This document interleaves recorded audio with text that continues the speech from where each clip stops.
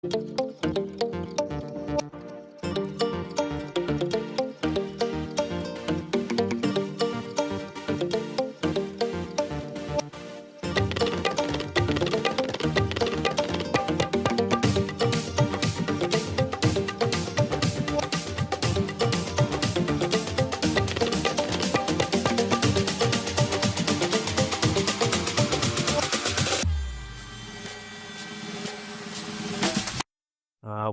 The Senate Committee on Commerce, Science, and Transportation will come to order. We're here today to examine a monument to American ingenuity, the Panama Canal. Senator Moreno down there suggested we open the hearing by playing Van Halen and Panama. We may not do that, but between the American construction of the Panama Canal, the French effort to build an isthmus canal, and America's triumphant completion of that canal, the major infrastructure projects across Panama cost more than 35,000 lives. For the final decade of work on the Panama Canal, the United States spent nearly $400 million, equivalent to more than $15 billion today. The Panama Canal proved a truly invaluable asset, sparing both cargo ships and warships the long journey around South America. When President Carter gave it away to Panama, Americans were puzzled, confused, and many outraged. With the passage of time, many have lost sight of the canal's importance, both to national security and to the U.S. economy. Not President Trump. When he demanded fair treatment for American ships and goods, many in the media scoffed. But the Panama Canal was not just given away. President Carter struck a bargain. He made a treaty. And President Trump is making a serious and substantive argument that that treaty is being violated right now. This committee has jurisdiction under the Senate rules over the Panama Canal, and today we will examine evidence of potential violations. President Trump has highlighted two key issues. Number one, the danger of China exploiting or blocking passage through the canal. And number two, the exorbitant costs for transit. Chinese companies are right now building a bridge across the canal at a slow pace so as to take nearly a decade. And Chinese companies control container ports at either end. The partially completed bridge gives China the ability to block the canal without warning. And the ports give China ready observation posts to time that action. This situation, I believe, poses acute risks to U.S. national security. Meanwhile, the high fees for canal transit disproportionately affect Americans, because U.S. cargo accounts for nearly 3/4 of canal transits. U.S. Navy vessels pay additional fees that apply only to warships. Canal profits regularly exceed $3 billion. This money comes from both American taxpayers and consumers in the form of higher costs for goods. American tourists aboard cruises, particularly those in the Caribbean Sea, are essentially captive to any fees Panama chooses to levy for canal transits. And they have paid unfair prices for fuel bunkering at terminals in Panama as a result of government-granted monopoly. Panama's government relies on these exploitative fees. Nearly 1/10 of its budget is paid for with canal profit.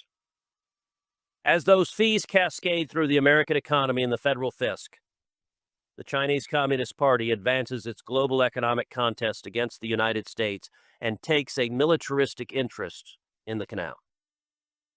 While President Trump has rightly focused on these key issues, there are additional problems.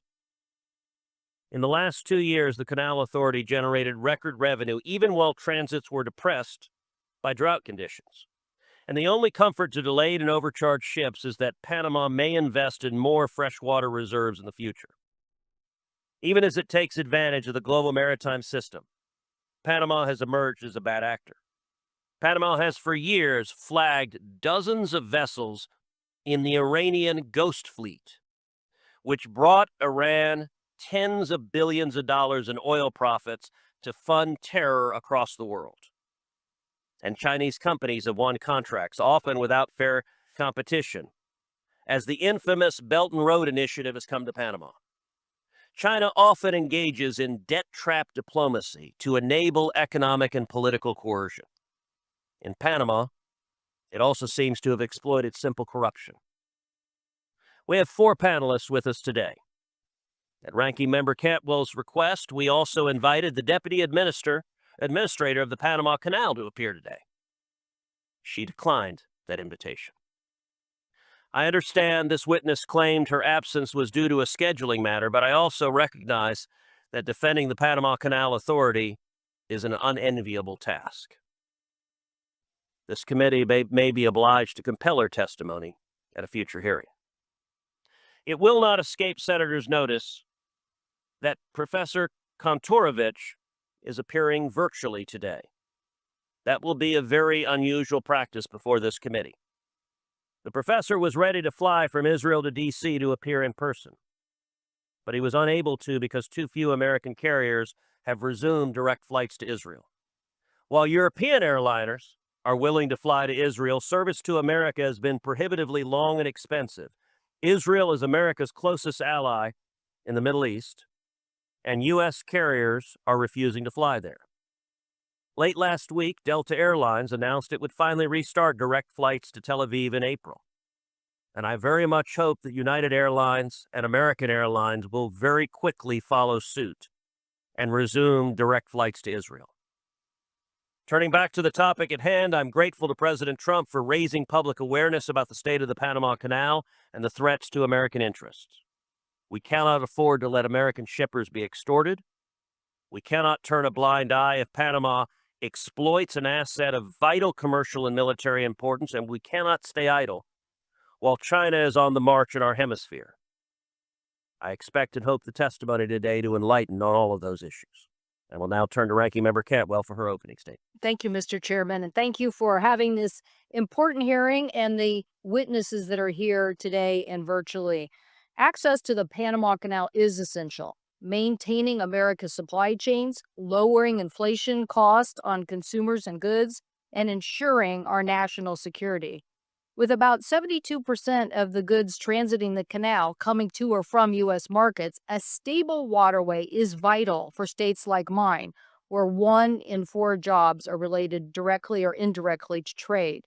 Seattle-based SSA Marine, operated in the Manzillo International Terminal in Colón, Panama for the last 30 years, is our largest U.S. logistics presence in Panama, with 19 massive cranes, 3.5 million cargo containers, and employing over 1,000 people.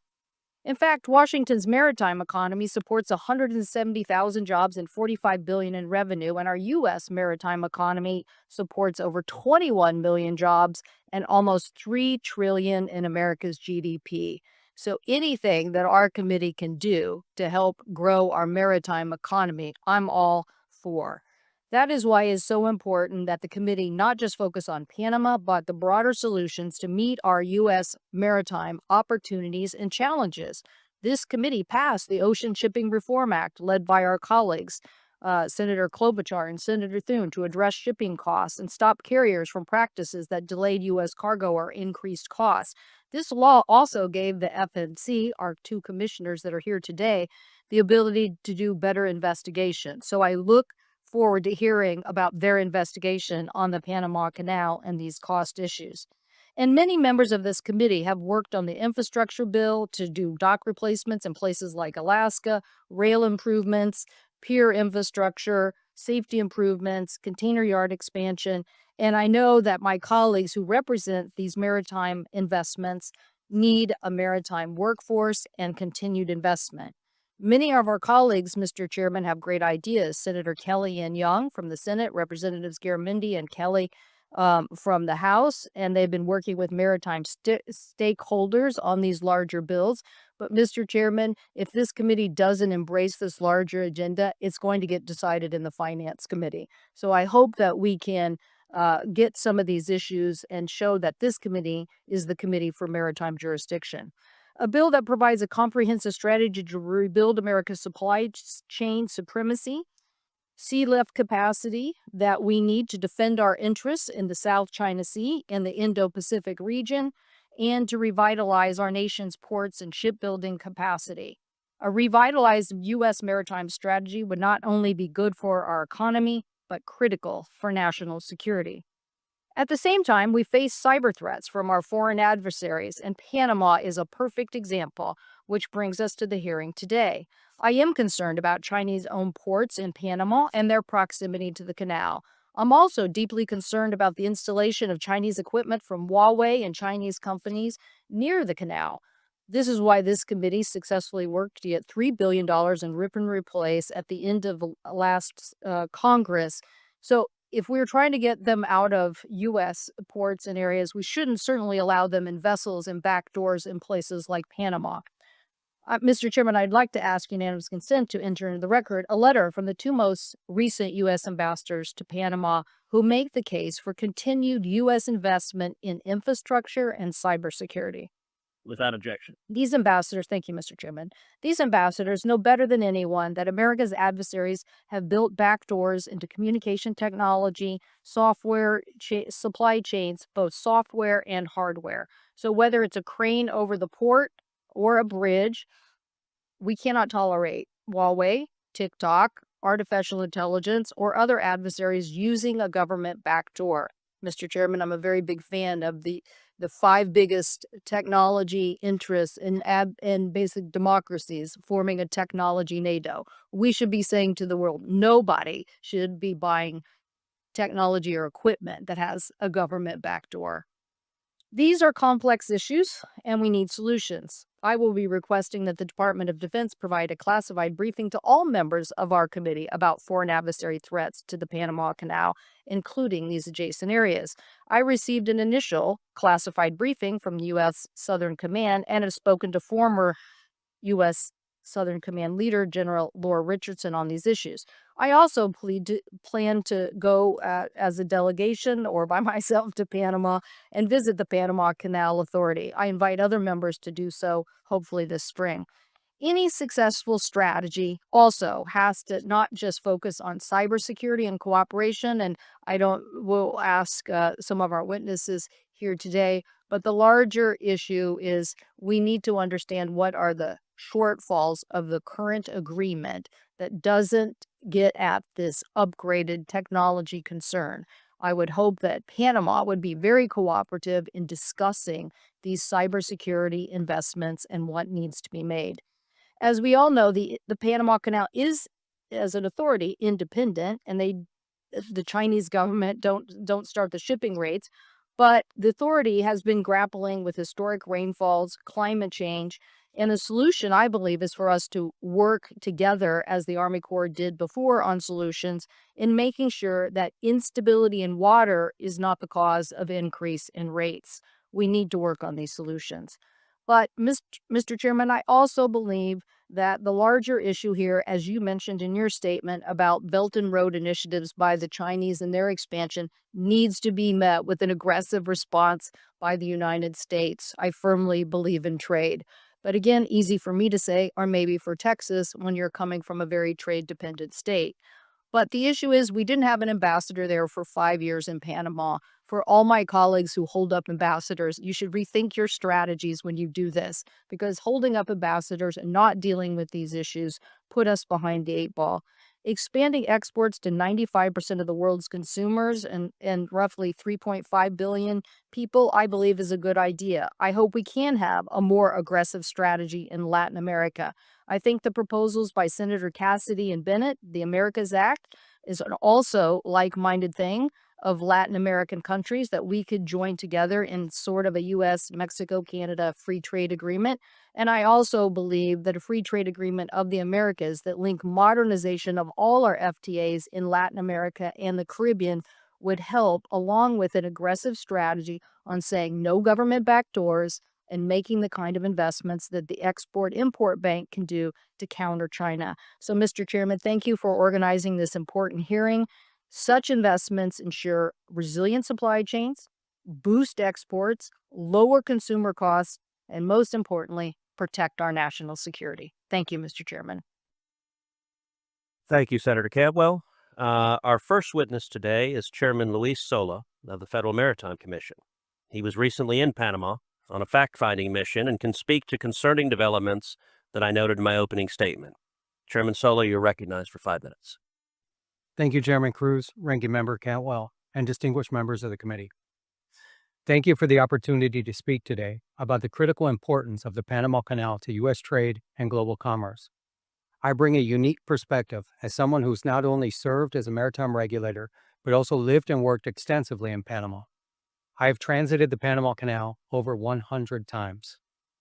This experience provides me with a profound understanding of the canal's significance and challenges it faces. Prolonged drought conditions last year forced operational changes, reducing transit slots, restricting vessel types, and auctioning of slots, raising alarm about its resilience. The Panama Canal is managed by the Panama Canal Authority, ACP, an independent agency of the Panamanian government.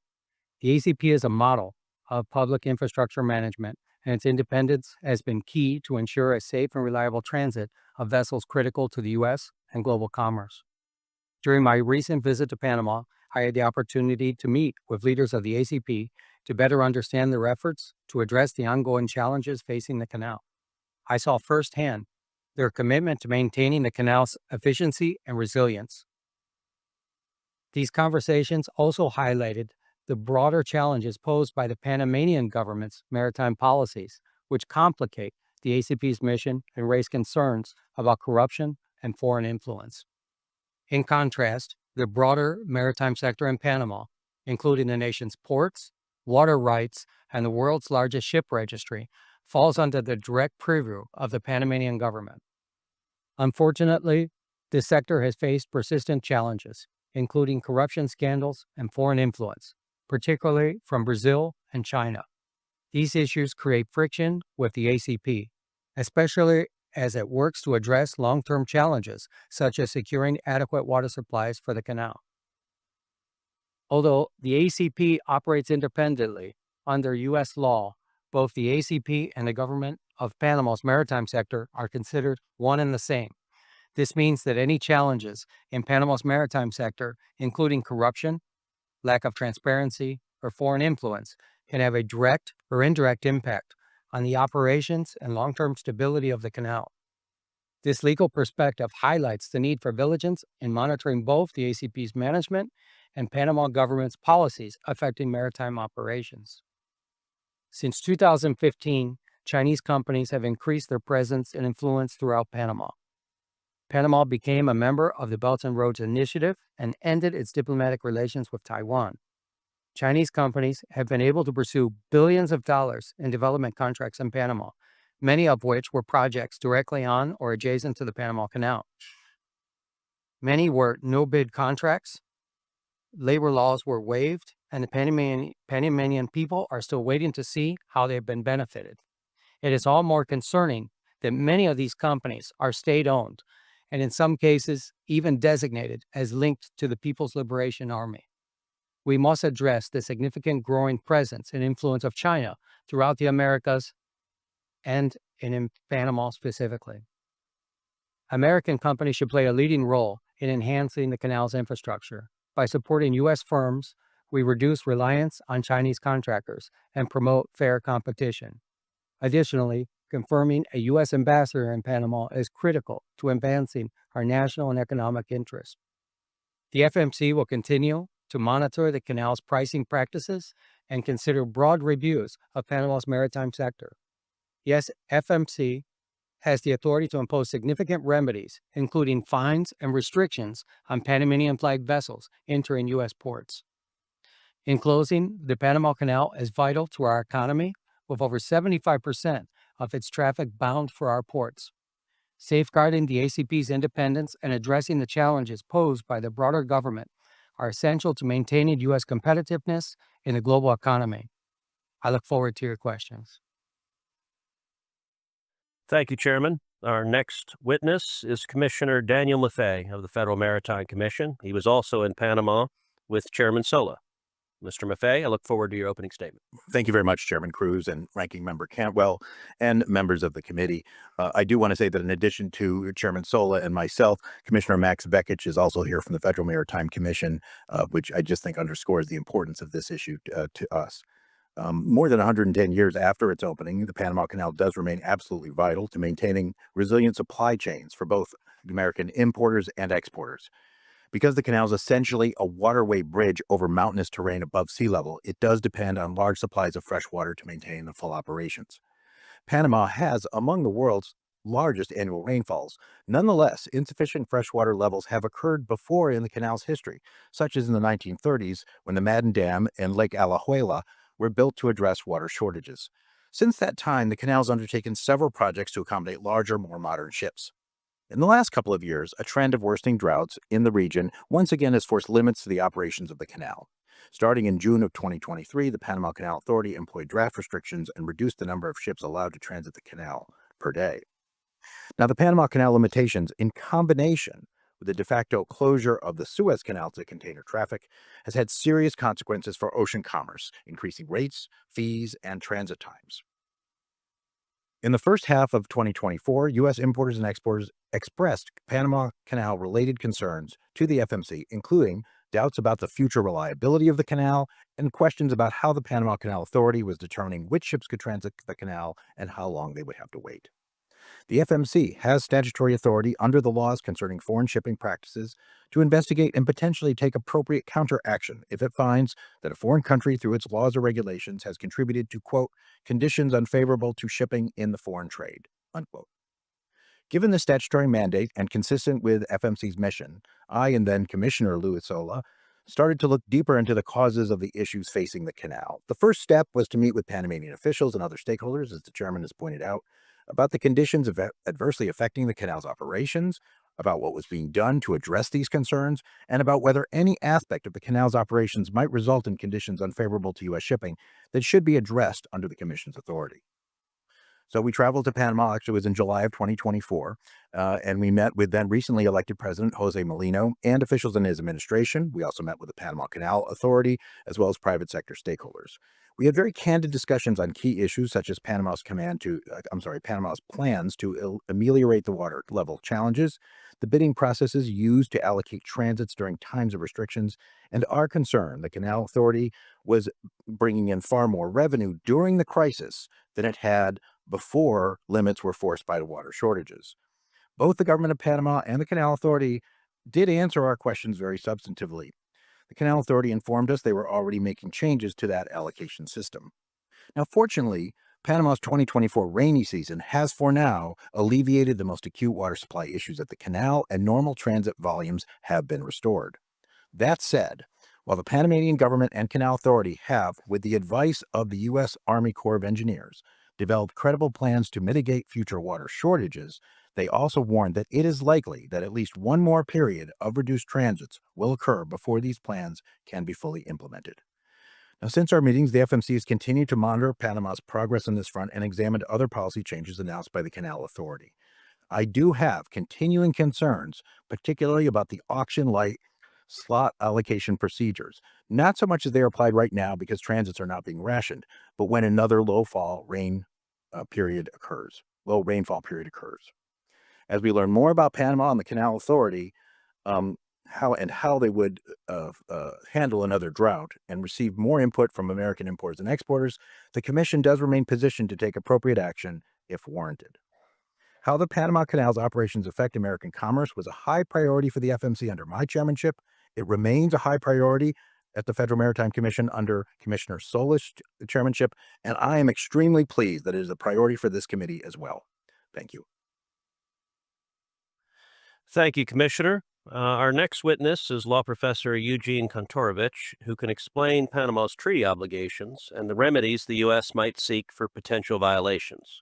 Professor Kontorovich is appearing virtually, and Professor, you're recognized for your opening statement.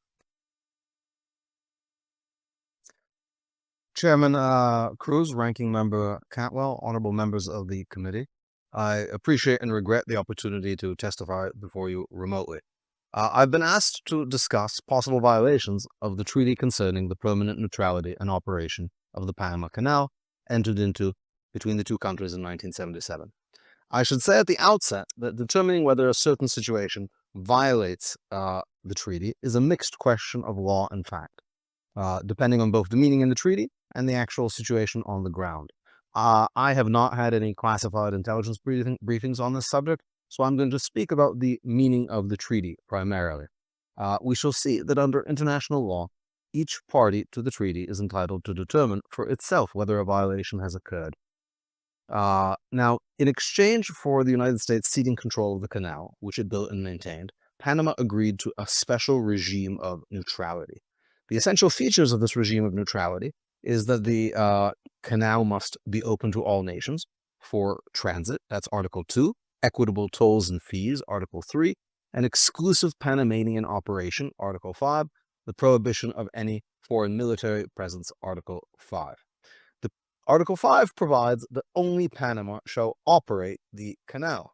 Testifying about the meaning of the treaty at the Senate ratification hearings, the Carter administration emphasized that this prohibits foreign operation of the canal as well as the garrisoning of foreign troops. Now, Article 5 appears to be primarily concerned about control by foreign sovereigns. If Panama signed a treaty with the People's Republic of China, whereby the latter would operate the canal on Panama's behalf, this would be a clear violation.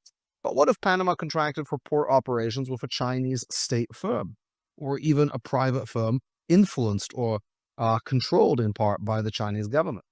The Suez Canal Company was itself, before being nationalized, a private firm in which the United Kingdom was only a controlling shareholder. Yet this was understood to represent British control over the canal. In other words, a company need not be owned by the government to be in part controlled by the government. So the real question is the degree of de jure or de facto control over a foreign sovereign company, and scenarios range from government companies in an authoritarian regime, completely controlled, to purely private firms in an open society like the United States, but there's many possible situations in the middle. The treaty is silent on the question of how much control is too much, and as we'll see, this is one of the many questions committed to the judgment and discretion of each party. Now, turning to foreign security forces. The presence of third country troops would manifestly violate Article 5, but this does not mean that anything short of a People's Liberation Army base flying a red flag is permissible. The presence of foreign security forces could violate the regime of neutrality, even if they're not represented in organized and open military formations. Modern warfare has seen belligerent powers seek to evade international legal limitations by disguising their actions in civilian garb.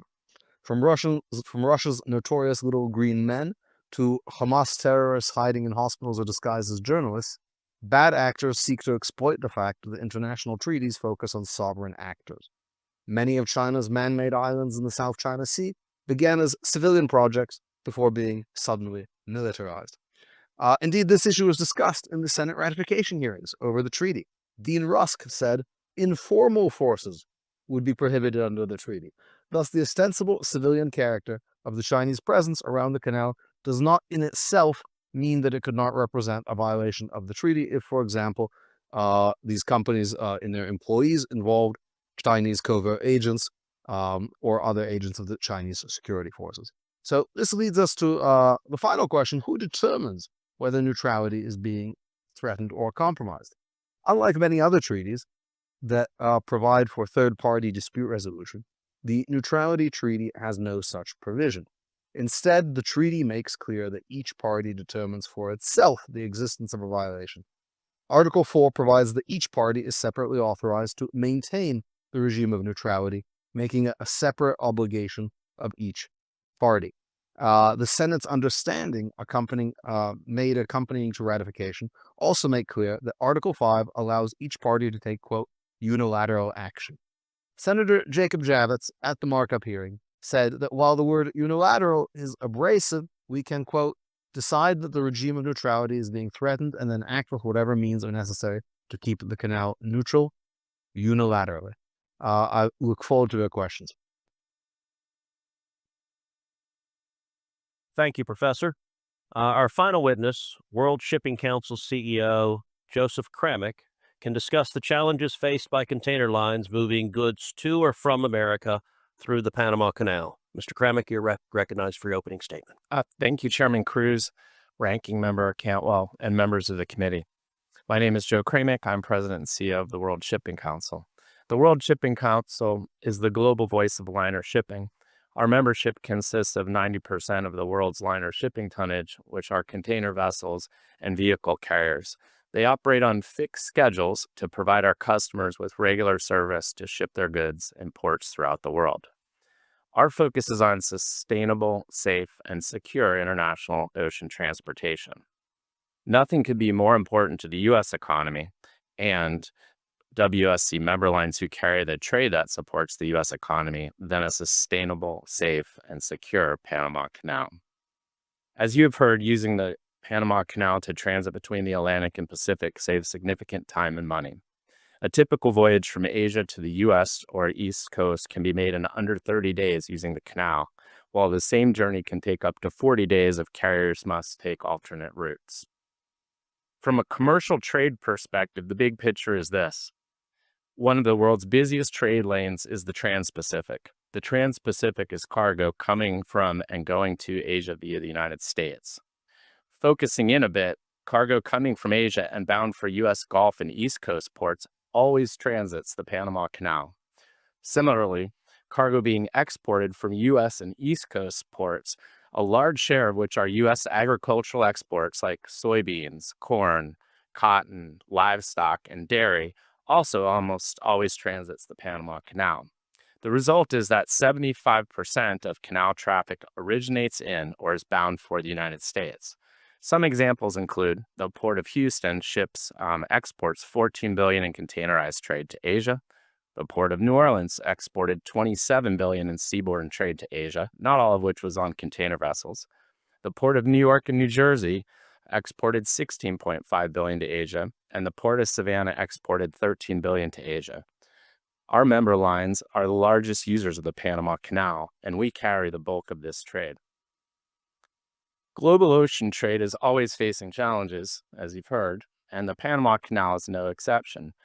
We've talked about the drought in 2023 and the historic low water levels that it caused in Lake Gatun, which feeds the canal locks, a unique system that is a freshwater feed as a result, as contrasted to an ocean-to-ocean system, which the French tried and failed, but which is actually active in the Suez Canal.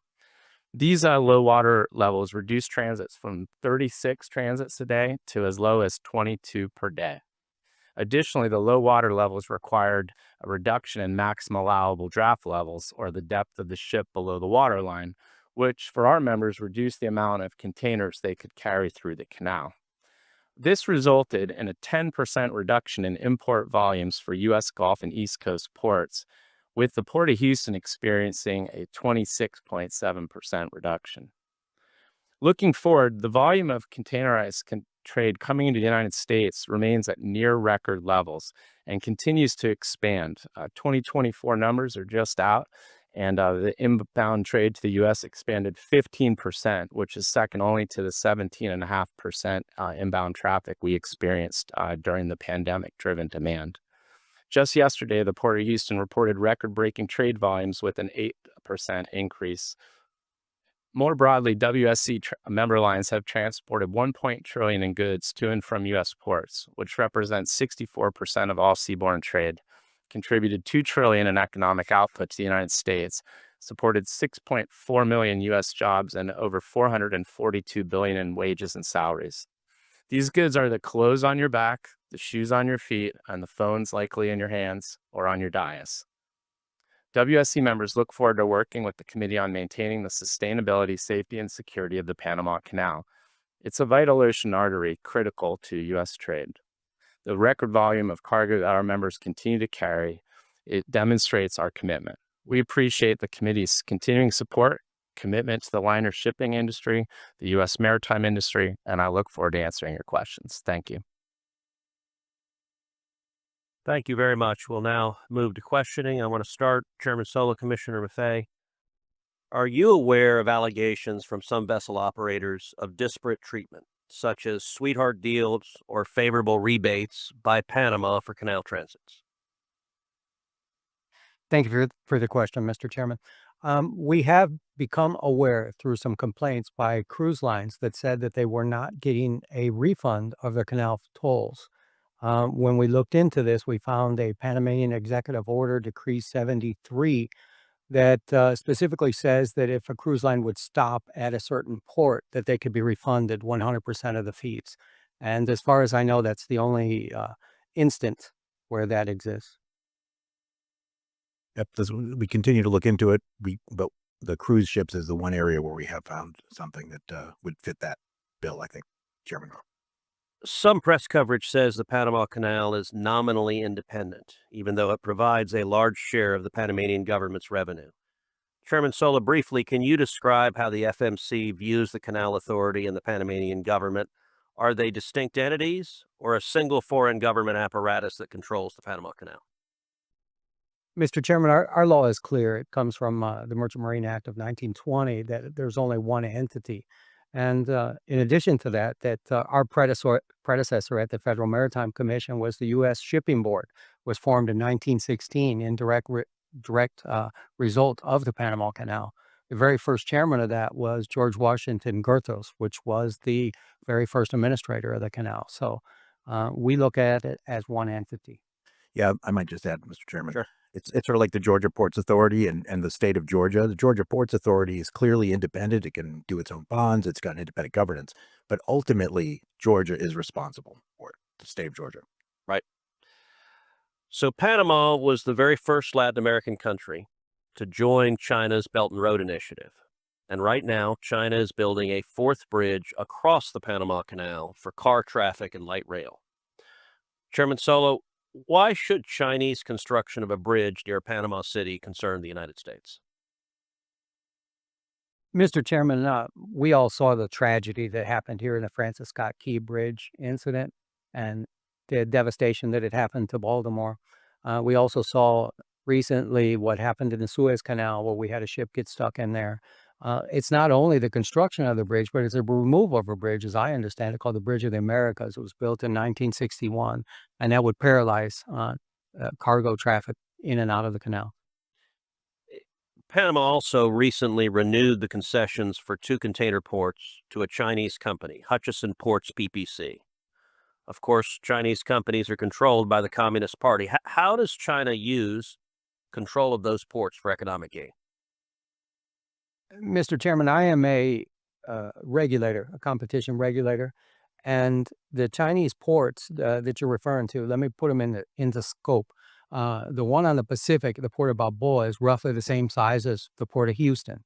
They do about 4 million containers a year. They have about 28 gantry cranes. The one on the Atlantic is the same as my hometown of Miami. They do about 1 million containers. So where Roger Gunther in the Port of Houston generates about $1 billion a year, and Heidi Webb in Miami does about 200 million, the Panama Ports Company paid zero for 20 years on that concession. So it's really hard to compete against zero. So I think that's our concern, our economic concern that we would have. Commissioner Mathey, anything to add on that? Yeah, I mean, I do too. Also think it is important. I would point out that you don't have to stop at either port. It's not like these 2 ports control the entrance to the canal. That is the Canal Authority that does control that. However, I think it's of concern. I would also point out that the Panamanian government thinks it's of concern too, because they're conducting their own audit of those particular deals. But we remain very interested as well. So, Professor Kontorovich, I want to turn to the treaty. So, President Trump has made important arguments. Both the Chinese control over canal infrastructure and exorbitant fees charged for canal transits are violations of the Neutrality Treaty. I want to highlight 3 specific provisions that you mentioned in your opening statement. Article 4 of the Neutrality Treaty requires both the United States and Panama to establish and maintain, quote, a regime of neutrality. Article 5 limits any foreign control by providing, quote, only the Republic of Panama shall operate the canal and maintain military forces, defense sites, and military installations within its national territory. And finally, Article 3(1)(c) requires that, quote, tolls and other charges be just, reasonable, equitable, and consistent with the principles of international law. In your opinion, as an expert in international law, Could the facts discussed here be considered violations of the neutrality treaty in force right now between the United States and Panama? So I think, Senator, I think potentially they could, but it's impossible to say definitively without knowing more, in particular about the degree of Chinese control and involvement in these companies. I think it's important to note that these port operation companies that operate the ports on both sides, when they received their first contract, it was just a few months before Hong Kong was handed over to China. In other words, they received them as British companies, sort of very oddly, just a few months before the handover.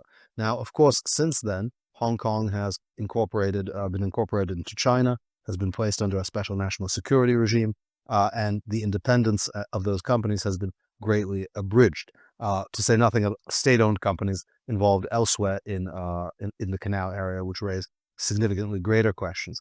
Additionally, I should point out that the understandings between President Carter and Panamanian leader Herrera, which were attached to the treaty and form part of the treaty, provide that the United States can, quote, defend the canal against any threat to the regime of neutrality. And I understand that as providing some degree of preemptive authority to intervene. One need not wait until the canal is actually closed by some act of sabotage or aggression, which, as we heard from the testimony, would be devastating to the United States. But there is some incipient ability to address potential violations.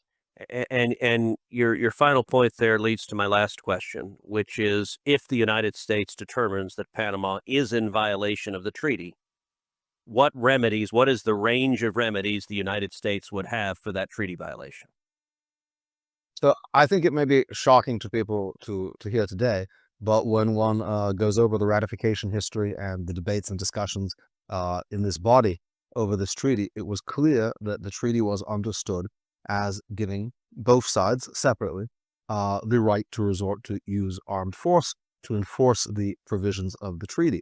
And it's not so surprising when one understands that the United States made an extraordinary concession to Panama by transferring this canal, which the United States built at great expense and maintained and operated, to Panama gratis. And in exchange, it received a kind of limitation, a permanent limitation on Panamanian sovereignty, that Panama agreed that the United States could enforce this regime of neutrality by force. Now, of course, armed force should never be the first recourse for any kind of international dispute and should not be arrived at sort of rashly or before negotiations and other kinds of good offices are exhausted.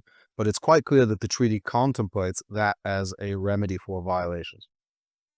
Thank you very much. Ranking Member Cantwell. Thank you, Mr. Chairman. Mr. Kremek, I think costs are critical. When you think about it, we're here discussing costs. Why? Because consumers pay more when shipping costs are higher. Whether our farmers who are trying to export their products, as we saw during COVID, are literally our products getting left on docks, and importers are paying more if shipping costs are too high. So when we look at these incidents that we now see in our supply chain, and we had our own incident in Seattle where a container ship lost power and was careening towards our big Ferris wheel in the downtown, right next to our ferry terminal. Luckily, some passenger ferry vessels were able to push the tug from, out of the direct path of severe devastation. So now we mentioned Suez Canal, we mentioned Baltimore, we have our own Seattle experience. What do we need to do to make sure on the cost side that we aren't, that we're making the right investments from a security level to make sure that these kinds of incidents that can do great harm do not happen? And Commissioner Sola, since you were at U.S. Southern Command, what do you think we need to do to renegotiate or to have a conversation with the Panamanians about the security level that we think needs to exist in Panama with this close proximity? And Mr. Maffei, will the audit lead to a discussion with Panama about those contracts? As I've said in my opening statement, I believe we should be very aggressive about U.S. involvement here and in Latin America. I think Panama represents one of the biggest U.S. supporters in that region. But we should engage to get this right, both on the cost side and on the security side. So if I could just hear your comments on each of those. Thank you, Senator Cantwell. Well, certainly, even one incident is unacceptable from a safety perspective that you're citing. Our members work tremendously hard with the International Maritime Organization, the U.S. Coast Guard, and other entities to try to have the safest operations possible. But accidents do occur. They are rare if you count the number of some 7,000 port visits a year. But again, one is unacceptable. So continued investment, obviously, in U.S. infrastructure and a review. I mean, we have a lot of old infrastructure, as the tragic incident in Baltimore illustrated, unfortunately. We have these bridges that need a hard look to whether or not they need additional fendering systems and the like. And investments in our ports and infrastructure can be helpful along those lines as well. And for our members, I can assure you that they continue to invest in the latest technology. We have over 600 new ships on order with some of the latest technology in the world. So we're playing our role. But I want the U.S. to get a big portion of that. That's why we just reinvigorate. Commissioner Sola, what about just a new U.S. Southern Command, U.S. government conversation with the canal authorities and the government about the security level that we seek? Thank you very much, Senator. First of all, the airborne wing that I'm wearing today is decorative. I have not worn a uniform in 35 years, so this is my personal experience here. I believe that the security of the canal has always been understood to be provided by the United States. Panama does not have a military, and I always believe that there's been a close relationship with Southern Command that we would provide that, and it would be nice to see if that we had a formalization of that in one way or another, because I don't believe that it's in the treaty at all. Okay, so formalization of maybe a cybersecurity agreement. See, I'm thinking you have accidents and then you have larger cybersecurity issues that you just have to be on top of. And what I don't like about anybody that has a back door is I'm for the United States advocating, don't buy from people who have a government back door. Don't do it, because what are you going to do? At some point in time, you're going to regret that. Commissioner Maffei, what about this audit, and could we push Panama on these issues of looking at closer U.S. I mean, infrastructure instead, particularly since, the sea change here is like what everybody said. Like, everybody thought this was Hong Kong, then it turned into China. We didn't have an ambassador after that. Next thing you know, they've made more aggressive postures. They're making aggressive postures everywhere. That's why the United States saying no government backdoors in technology and getting 5 other technology nations and democracies to say the same thing and evangelize that every day is going to help us. Yeah. And so is the investment. But what about getting the stevedoring business or some of that back into proximity under the audit? Well, it is the Panama Comptroller's Office, and they are investigating, contracts at Panamanian ports. And we don't have any jurisdiction over Panamanian ports per se. But your broader point, I think, is very, very important. While we were down there, both of us heard, I think, several times that the Panamanians would, the ones we talked to anyway, would welcome U.S. companies coming in and doing a lot of this work. Frankly, their bids are not competitive with the Chinese bids. Frankly, they're not that existent because the U.S. companies can make more money doing things other places. But even if they were existent, it is difficult to put competitive bids when the Chinese bids are so heavily subsidized by China. So you're absolutely right. This is a problem, and it's a problem in many, many other areas of the world that we can get into if you want in subsequent questions. But I think my time has expired, but I think my major point is, let's be a big maritime powerhouse. Let's revitalize our supply chains, drive down costs for consumers, and secure what we need to secure. Thank you, Mr. Chairman. Thank you, Senator Cantwell. And very quickly, Commissioner Maffei, you talked about the Chinese bids were heavily subsidized by the Chinese government. What would China's incentive be to heavily subsidize those bids to undercut American companies and other companies? Yeah, it's it's not a real short answer, but Senator, China has made no secret of its ambitious policies to gain influence at ports throughout the globe. It's invested in 129 ports in dozens of countries. It runs a majority of 17 ports. That does not include this Hong Kong company, right? So that's just direct Chinese-owned ports. So it has been a part of their Belt and Road strategy, whatever you want to call it, the Maritime Silk Road for decades. So they believe that this influence, this investment in owning maritime ports is important to their economy. Senator Fisher. I support Doris. Thank you, Mr. Chairman. I'd like to follow up on the ports and where we are on that. In 2021, Hutchinson was awarded those two ports, Port Balboa and Port Cristobal, in a no bid award process. Can you tell me, does the United States have any authority or recourse with the Panama Canal Authority under our current agreement with Panama to rebid those terminal concession contracts? And perhaps, Mr. Kantorovich, that's more in your purview. Senator, So, what?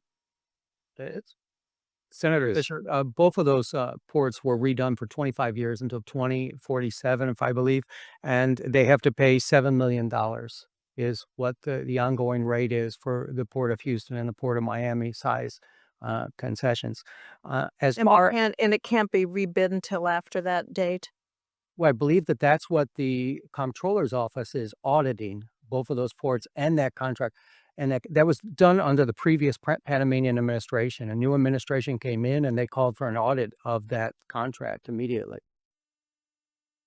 Mr. McVeigh, you talking about how to incentivize companies from the United States to be able to participate in a bid process that doesn't seem to be reasonable. And how do you think that the Panamanians would welcome viable alternatives? Are we in the right position yet? Senator, let me first say that this is outside the scope of what the Federal Maritime Commission does, but having gone there, having looked at this issue very carefully, I think it is very important. It was mentioned, actually, Senator Cantwell just mentioned Ex-Im Bank program, so it's not like this doesn't happen, but it certainly has not been a huge priority of the United States to try to, if you will, match these bids, to create programs widely available to U.S. firms in order to put together more competitive bids in these countries where some of their domestic laws, I'm not sure about Panama, but some of their domestic laws actually require that you go to the lowest bidder sometimes, just as ours do. So, yeah, I think if you're looking for places to do U.S. policy to counter this, I think you definitely want to look at whether the United States should be, for strategic and economic reasons, investing in infrastructure in important maritime locations all over the world. China certainly has done that, and they've been doing it for 20 years, and it is a cow that has long left the barn. You mentioned investing in infrastructure. I was at the Panama Canal in 2023, and I learned at that time about the loss of fresh water with each ship movement through the canal. You talked about the drought, sir, in your opening comments. Fresh water is vital to the workings with the canal. How effective do you think investments in increasing that freshwater storage are? Are they happening? Are they viable? You touched on it briefly in your opening comments, but how do we see those investments happening so that we can have operational stability? Yeah, it's a good question, a bit out of my purview, but I will say that there's several investments. There is water reclamation, pumping water up, et cetera. But the main plan that the U.S. Army Corps of Engineers has helped the Panamanian Authority develop involves another basic expansion of bringing in even more water at an elevation that you could then use to continue the canal. Now, there's a lot of issues with implementing that, not the least of which being indigenous people in those areas. Not a huge number, but certainly towns and things, and negotiating that and all sorts of other issues. Just as if it was in the United States, there would be issues. But it is viable. You can, in that part of the world, you can make more fresh water available to make the canal not have to be limited. However, it takes time, and there will at least be one more incidence of severe limitations before that occurs, unless we get really, really lucky. And there could be more than that. Thank you. Thank you, Mr. Chair. Thank you. Senator Blunt Rochester. Thank you, Chairman Cruz and Ranking Member Cantwell. At the heart of this hearing is a fundamental question about how the U.S. will compete on the world stage and maintain our national security. These are the questions that will define the future of this country. For American families to see lower prices and better economic opportunities, we have to meet this moment honestly and seriously. And I'm proud to have joined Senators Cantwell and Blackburn to reintroduce the bipartisan Promoting Resilient Supply Chains Act, legislation that I led and authored in the House. This bill ensures that we have a national strategy to address our broken supply chains, whether it is a bridge collapse, a major global conflict, or unions striking for their rights. Interruptions and disruptions to our supply chains severely impact our economy. Our bipartisan legislation tackles this issue by elevating supply chains like the disruptions at the Panama Canal to be proactive and strategic. It helps us understand how we strengthen our ties with our friends and allies instead of pushing them into the arms of our competitors. I agree with Ranking Member Cantwell that we should have a hearing on how we compete with countries like China. And I have grave concerns about China's global infrastructure investments and any cyber threats to the U.S. Addressing these are our national security interests. With that, I'd like to shift to my first line of questioning, and it is for you, Captain Kramek. It's no secret that the canal has had issues due to droughts, nor is increasingly frequent drought a new phenomenon. Do you believe the Panama Canal Authority did enough to anticipate the issues impacting the canal's operation? Senator Blunt Rochester, thanks for your question. They did the best, I guess, with the information that they had. I don't know that they anticipated a drought of that magnitude. I would say going forward, what Commissioner Maffei just discussed about the development of a second reservoir to feed into Lake Gatun, and the U.S. Army Corps of Engineers doing a feasibility review of that project, as well as some other projects that were mentioned. That seems to be a good path forward in terms of resiliency of the Panama Canal and making it a viable waterway for 2050 and beyond. I think part of the challenge is that it was recently started and time is of the essence. Did you think that the Canal Authority considered the obvious impacts from drought in its planning? Senator Blunt Rochester, I don't have that information on what they considered. It is clear that the Canal Authority knew that this would have an impact on shipping, and that enough hadn't been done to address it. Now that we're faced with this impact, what do you think the Canal Authority needs to do expeditiously to bring the canal back into full authority and full operation? So they are back to full operation, is my understanding. Traffic is flowing well, but looking forward, I think it is taking a hard look at some of these infrastructure projects to make the canal more viable, like I mentioned. The Port of Wilmington is in my state. We're very proud of it. It's one of the leading importers of fruits. The delays through the canal have an outsized impact on perishable goods like those that my port handles. Do you believe the Canal Authority can and should prioritize perishable goods or provide some other solution to support perishable goods? And anyone on the panel can answer that. Yes, ma'am.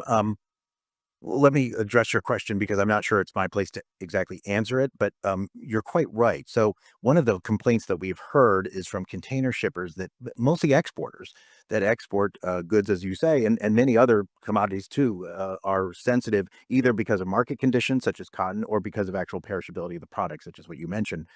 However, they're on container ships, and most of the cargo on the container ship is less time sensitive.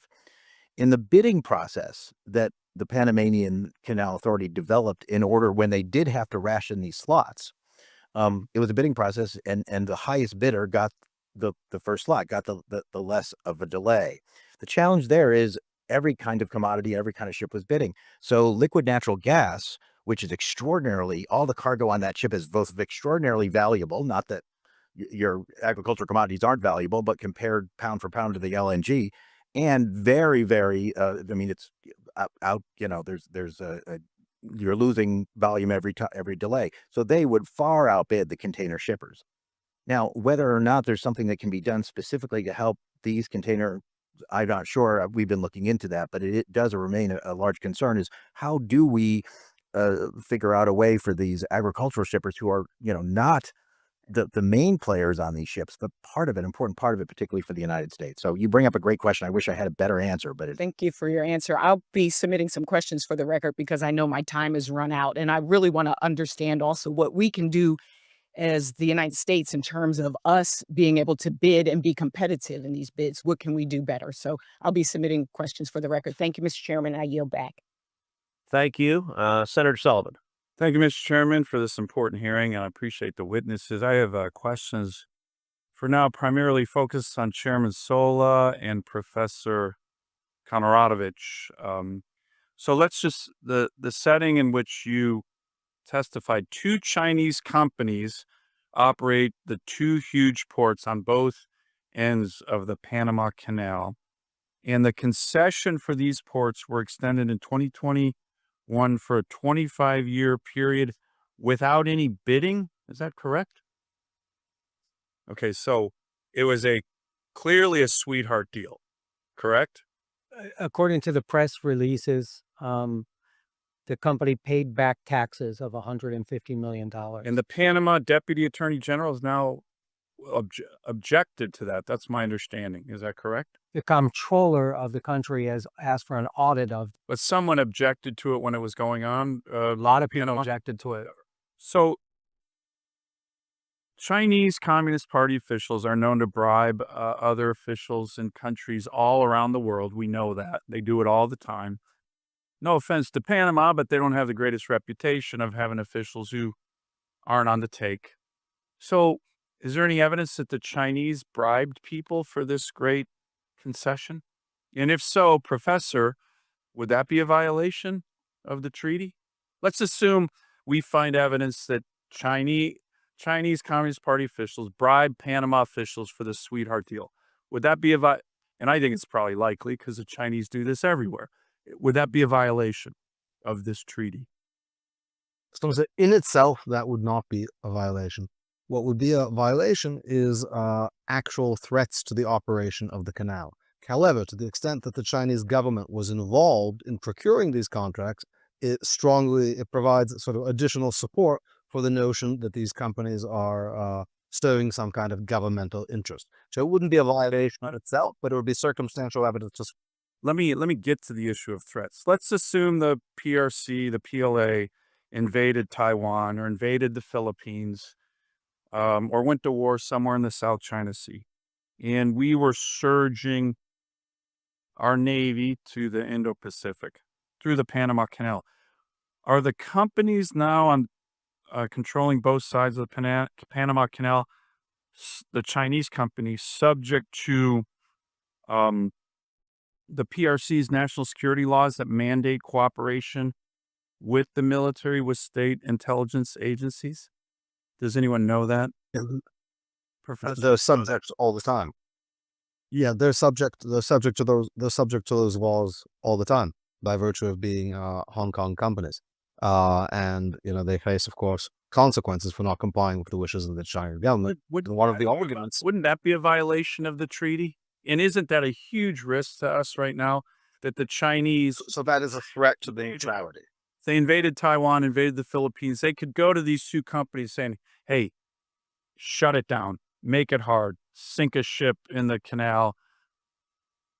And wouldn't they be obligated to do that under Chinese law if they were ordered to by the PLA or the CCP? I don't know if they'd be obligated, but certainly the People's Republic of China would have many tools of leverage and pressure on these companies. That's why the treaty specifically says that we can act not just to end actual obstructions to the canal. We don't have to wait until the canal is closed by hostile military action. That would be a suicide pact. That would be catastrophic for us. But rather that we can respond at the inchoate, incipient level to threats. And then this is up to the president to determine whether this is significantly robust to constitute. So, aren't we kind of walking up to the idea of a suicide pact because we got two big Chinese companies on both ends of the Panama Canal who, if there's a war in Indo-PACOM, Taiwan that involves us and China, these companies would be obligated to do the bidding of the Chinese Communist Party and PLA? I mean, aren't we kind of walking up to a very significant national security threat already? Yeah, certainly there's a threat, and I think what makes the action of the Chinese government so difficult to respond to, but important to respond to, is that they conceal this in sort of levels of gray, right, without direct control. Well, let me ask you on that topic. This is my last question, Professor. Let's assume that we find out, and again, it wouldn't be surprising, I think you can almost assume it, that these two companies have Chinese spies or military officials within the ranks of the employees of the companies. Let's assume we found that out. Somehow that becomes public. But I don't think it's a big assumption. It's probably true right now. So you have spies and military personnel within the ranks of these two companies that are controlling both ends of the Panama Canal.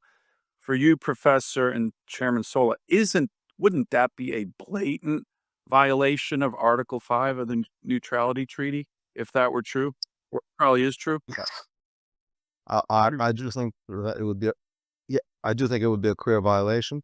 As Dean Rusk, former Secretary of State Dean Rusk said at the ratification hearings, informal forces can violate Article 5 as well as formal forces. And Chairman Sola, do you agree with that? And is there any evidence of Chinese spies or other nefarious Chinese actors embedded in these companies? Senator, we have no information of that. Okay. That's not under the purview of the. But you agree that would be a violation of Article 5 of the Neutrality Treaty? I do. Thank you. Thank you, Mr. Chairman. Thank you. Senator Baldwin. Thank you. Commissioner Maffei, good to see you. Thank you for being here today.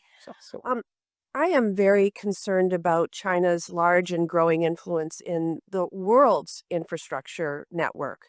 A company from Hong Kong operates two ports in the Panama Canal, one on each end. And while the company is not Chinese state-owned, it is subject to China's national intelligence law, as we've been discussing. Moreover, a Chinese state-owned entity is currently building a bridge over the Panama Canal. But the Panama Canal is just one example of how far China's influence stretches. Their dominance in maritime, logistics, and shipbuilding sectors lessens competition, creates supply chain risks, and creates opportunities for surveillance and information gathering. In order to facilitate the movement of goods throughout the world, it's essential to have a secure and level playing field, which we currently don't. Chinese current practices do not allow for that. The United States Trade Representative recently investigated China's practices in the commercial shipbuilding sector under Section 301, and recently concluded that their dominance is a burden to United States commerce. A few decades back, we were the dominant country in commercial shipbuilding. In 2023, we built 5 commercial ships, and China built over 1,700, according to that um, uh, i- according to that investigation. So, what policies would you recommend to prioritize growth of the United States' influence in the maritime and logistics sector to compete with China and level the playing field? Answer in less than a minute. Yep. Senator Baldwin, it's very good to see you again. And we were colleagues for one term in the House, and I appreciate that. I think the best I can answer in a short term is to amen to everything you said. Um, and as an illustration, Senator Sullivan was talking about Hutchison Ports. That's actually the same company that runs terminals on both ends of the canal. I am concerned about that. However, if we want to be concerned about that, all of us should lose a lot more sleep than we're losing. Because if there's spies there, then there might be spies at other Hutchison ports. And there are other Hutchison ports in almost every part of the world. They own the largest container port in the United Kingdom, Felixstowe, which is responsible for nearly half of Britain's container trade. They control major maritime terminals in Argentina, Australia, the Bahamas, Germany, Indonesia, Mexico, Myanmar, the Netherlands, South Korea, and Tanzania. If owning and managing adjacent ports means that China somehow has operational control or strategic control over the Panama Canal, they also have it over the Suez, the Singapore Straits, the Mediterranean Sea, and the English Channel. That's just one aspect of what you were talking about. That doesn't include the shipbuilding, heavily subsidized, such that now I believe over half of new ships that are in the companies that belong to the World Shipping Council are coming from China, not because these are bad companies, but because they're undercutting other things. It's a problem that has been going on for 20 years, which makes it very difficult to answer your question. It is a long answer. This is not a problem that occurred last week. This is not something that President Trump identified. This was going on all of President Biden's term, but all of President Trump's first term. It has been going on for decades and decades through both U.S. Republicans and Democrats as president. The only thing I can say is I echo what Ranking Member Cantwell said, and I think others of both parties have echoed it, that we need some sort of overall maritime strategy. We have to acknowledge that this is part of our national security, that economic resilience is extraordinarily important. And I believe this is the greatest country in the world. I think if we start countering some of these efforts, we can do it, but it has to become a national priority. And part of the challenge is we're talking about outside the borders of our U.S. Investing outside the borders of our U.S. does not make a very good campaign ad, but it may be necessary to secure, particularly with such an aggressive and, frankly, on this open strategy that China has had. Thank you for that answer. I know my time is now short. I will allow Professor Kantorovich to answer this for the record. But Professor, I'd like to ask for your help in finding productive actions we can take to overcome some of the challenges that are being discussed today. I'm confident that we can find bipartisan solutions to pursue. It is my view that we should strengthen our relationship with Panama through mutually beneficial actions. For one, we should have a fully staffed embassy. The United States went without an ambassador to Panama from 2018 to 2022, largely due to partisan gridlock in the Senate confirmation process. So, what additional strategies would you suggest the U.S. pursue to encourage Panama to enhance its security relationship with us, the United States of America, rather than China? And how can we leverage the strength of the American private sector to encourage more investment in the important infrastructure projects where China currently has a strong presence, in fact, dominance? Thank you. My understanding of the Chinese advantage is that to the extent that they're willing to use their government wealth to consistently underbid contracts, they have an advantage that can't be beat. And thus leaving these kind of issues to contracting is going to put American companies perpetually at a disadvantage. I think one potential action would be to make clear to Panama that based on these changes that have occurred over the years, increasing Chinese control over Hong Kong, the passage of the National Security Law, the Belt and Road Initiative, the military-civilian integration doctrine of China, that contracts with Chinese-based companies are considered suspect and incompatible with the neutrality regime of the treaty, that would at least give American companies and other truly private companies a fighting chance.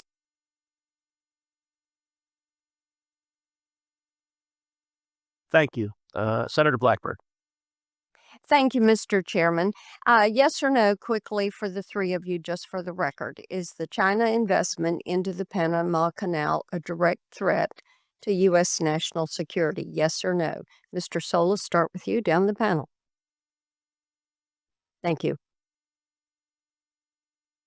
I don't have that information as an industry trade association senator. Okay. All right. And we've talked some about the neutrality treaty, which I think is of concern to all of us. And as I have looked at this, and I appreciated Senator Sullivan's questioning on this, we look at how President Trump is going to push forward with getting this issue addressed. And we have heard a good bit about this from our shippers that are looking at what happens coming out of the port of Memphis. And I think that the government of Colombia learned a lesson last week that we are not going to go soft on some of these issues. And when you look at the fact that the U.S. is a primary user, it is the primary user of the Panama Canal. And we are also Panama's largest provider of direct foreign investment. I think those two things should be significant. Our foreign investment into Panama is $3.8 billion annually. This is why people are looking at this issue. So, Professor, let me come to you on this, and we thank you for joining us remotely. Shouldn't our investment in Panama be contingent on their adherence to that neutrality committee, ensuring that Panama and Panama alone would control that canal? So certainly that is an action we can take to enforce the treaty and to enforce our understanding of the treaty. That's an action we can take even without the treaty. Right, so to the extent that the United States considers the Chinese operation of facilities around the canal to be against its interests, it can certainly condition aid and economic relationships on the exclusion of China.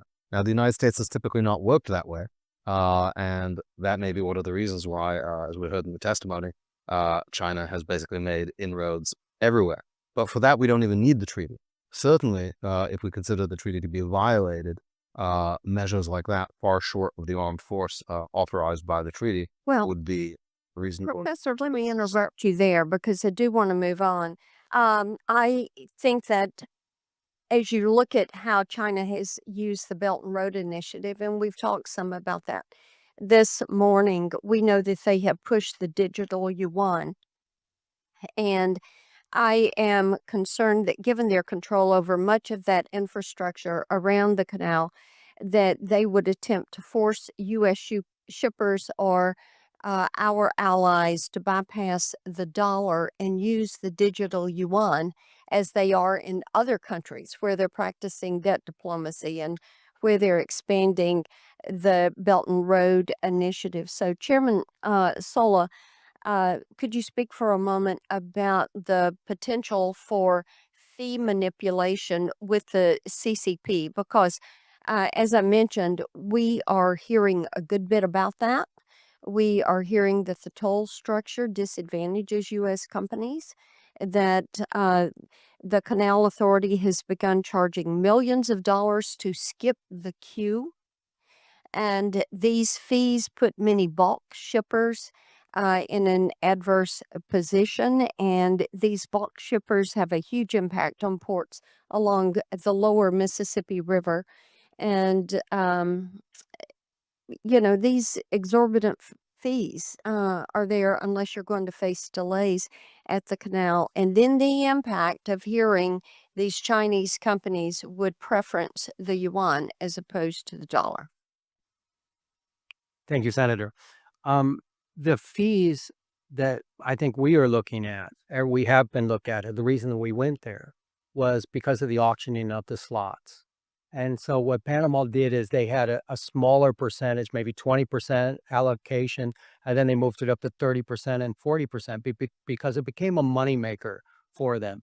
So as they reduce, Okay, and let me interject here. The auctioning of the slots gives these the right to skip the queue. yes, ma'am. Okay, so just for the record there, continue. So the auctioning of the slot under maritime law is first come, first served, but Panama's always put a certain percentage aside. And they started to put more and more. So we got a lot of complaints. We got a lot of complaints from LNG carriers that paid $4 million to go through. And we got a lot of complaints from agriculture that didn't have the money to pay to go through because their goods were gonna go down. So if you look at the financial statements, I'm a nerd. I look at financial statements of everybody. But the canal increased the amount of revenue that they had from about $500 million to $1.8 billion in the last 3 years, just because of those fees. So this is what is very concern of to us for the American ship. And have you seen a tendency to preference the digital yuan over the dollar? I've heard of the digital one, and I've also heard of it used in international shipping as a currency. It is something that I would say that we have an eye on because we have a digital ship exchange rule coming up. But we will keep monitoring it. Okay, thank you, Mr. Chairman. Thank you. Senator Klobuchar. Thank you very much, Mr. Chairman. And I can't help but think as we debate this issue of the Panama Canal, while it is important, if you want to look at what's happening right now, as in the middle of the night last night, when an executive order was issued by, well, not an executive order, just a memo by the acting budget director, which put a pause on all federal funding for not only NIH research of cancer trials and not only Head Start, and people are in a panic and calling our offices. It's also a severe problem for trade and America's innovation. Freezing all federal funding already granted to improve port and freight infrastructure through the Port Infrastructure Program seems to me a major problem we should be addressing if we're talking about America's shipping interests.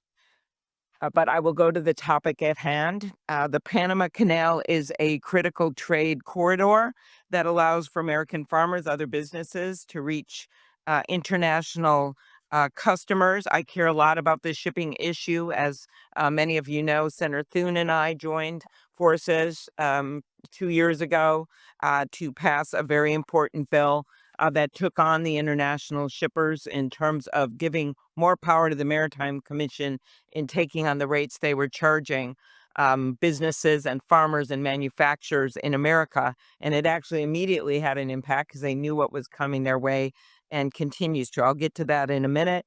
But I do want to raise with you, Commissioner Maffei, do you know of any instances where the United States has been singled out or treated unfairly under the neutrality treaty in the operation of the canal? I do not. I would add that one of the reasons why saying the U.S. is disproportionately affected by raises in canal fees and other kinds of fees at the canal is because the United States disproportionately utilizes the canal. Right. And that's something that would affect the total number of fees. And we know it is a critical trade corridor and want to continue to use that corridor and be treated in a fair way. But I do think one of the things that hasn't been brought out as we look at the periods of congestion or reduced capacity at the canal, which we know have occurred, like we saw with last year's drought, can delay shipments, increase transportation costs, potentially leading to higher consumer prices. Commissioner, what steps can be taken to minimize disruptions and prevent cascading costs for consumers during periods of operational strain? at the Panama Canal. Yes. I mean, the main thing is that, companies, importers and exporters need to make sure that they have very resilient supply chains. Depending on any one sea lane is awfully risky in this very, very difficult to predict world.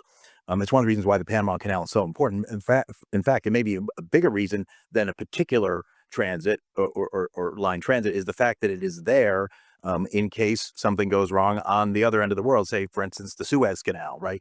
And it's that lack of redundancy right now that has been a big problem. And frankly, one of the reasons why shipping costs have gone up, because if you have to go all the way around Africa or go all the way around the Americas, you are taking fewer ships. So Thank you, Mr.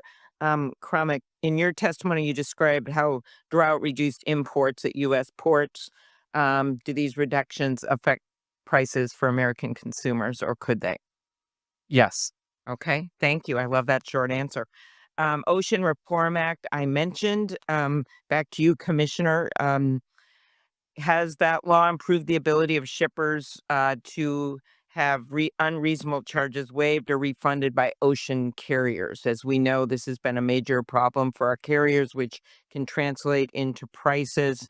And talk about how it has empowered shippers to file complaints against unreasonable practices by the carriers. By the shippers, of course, you know what I mean. I don't mean the carriers themselves. I mean the people that are trying to do business and sell their stuff. American exporters, American importers. American exporters. Absolutely.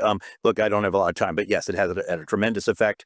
We have seen instances of waiving or forgiving detention demurrage fees or even refunding go way up. We've seen settlements go up with the major carriers. We've seen a lot more cases filed, so many, in fact, that we used to have one administrative law judge, now we have 3, and they still have too many cases. So a huge impact.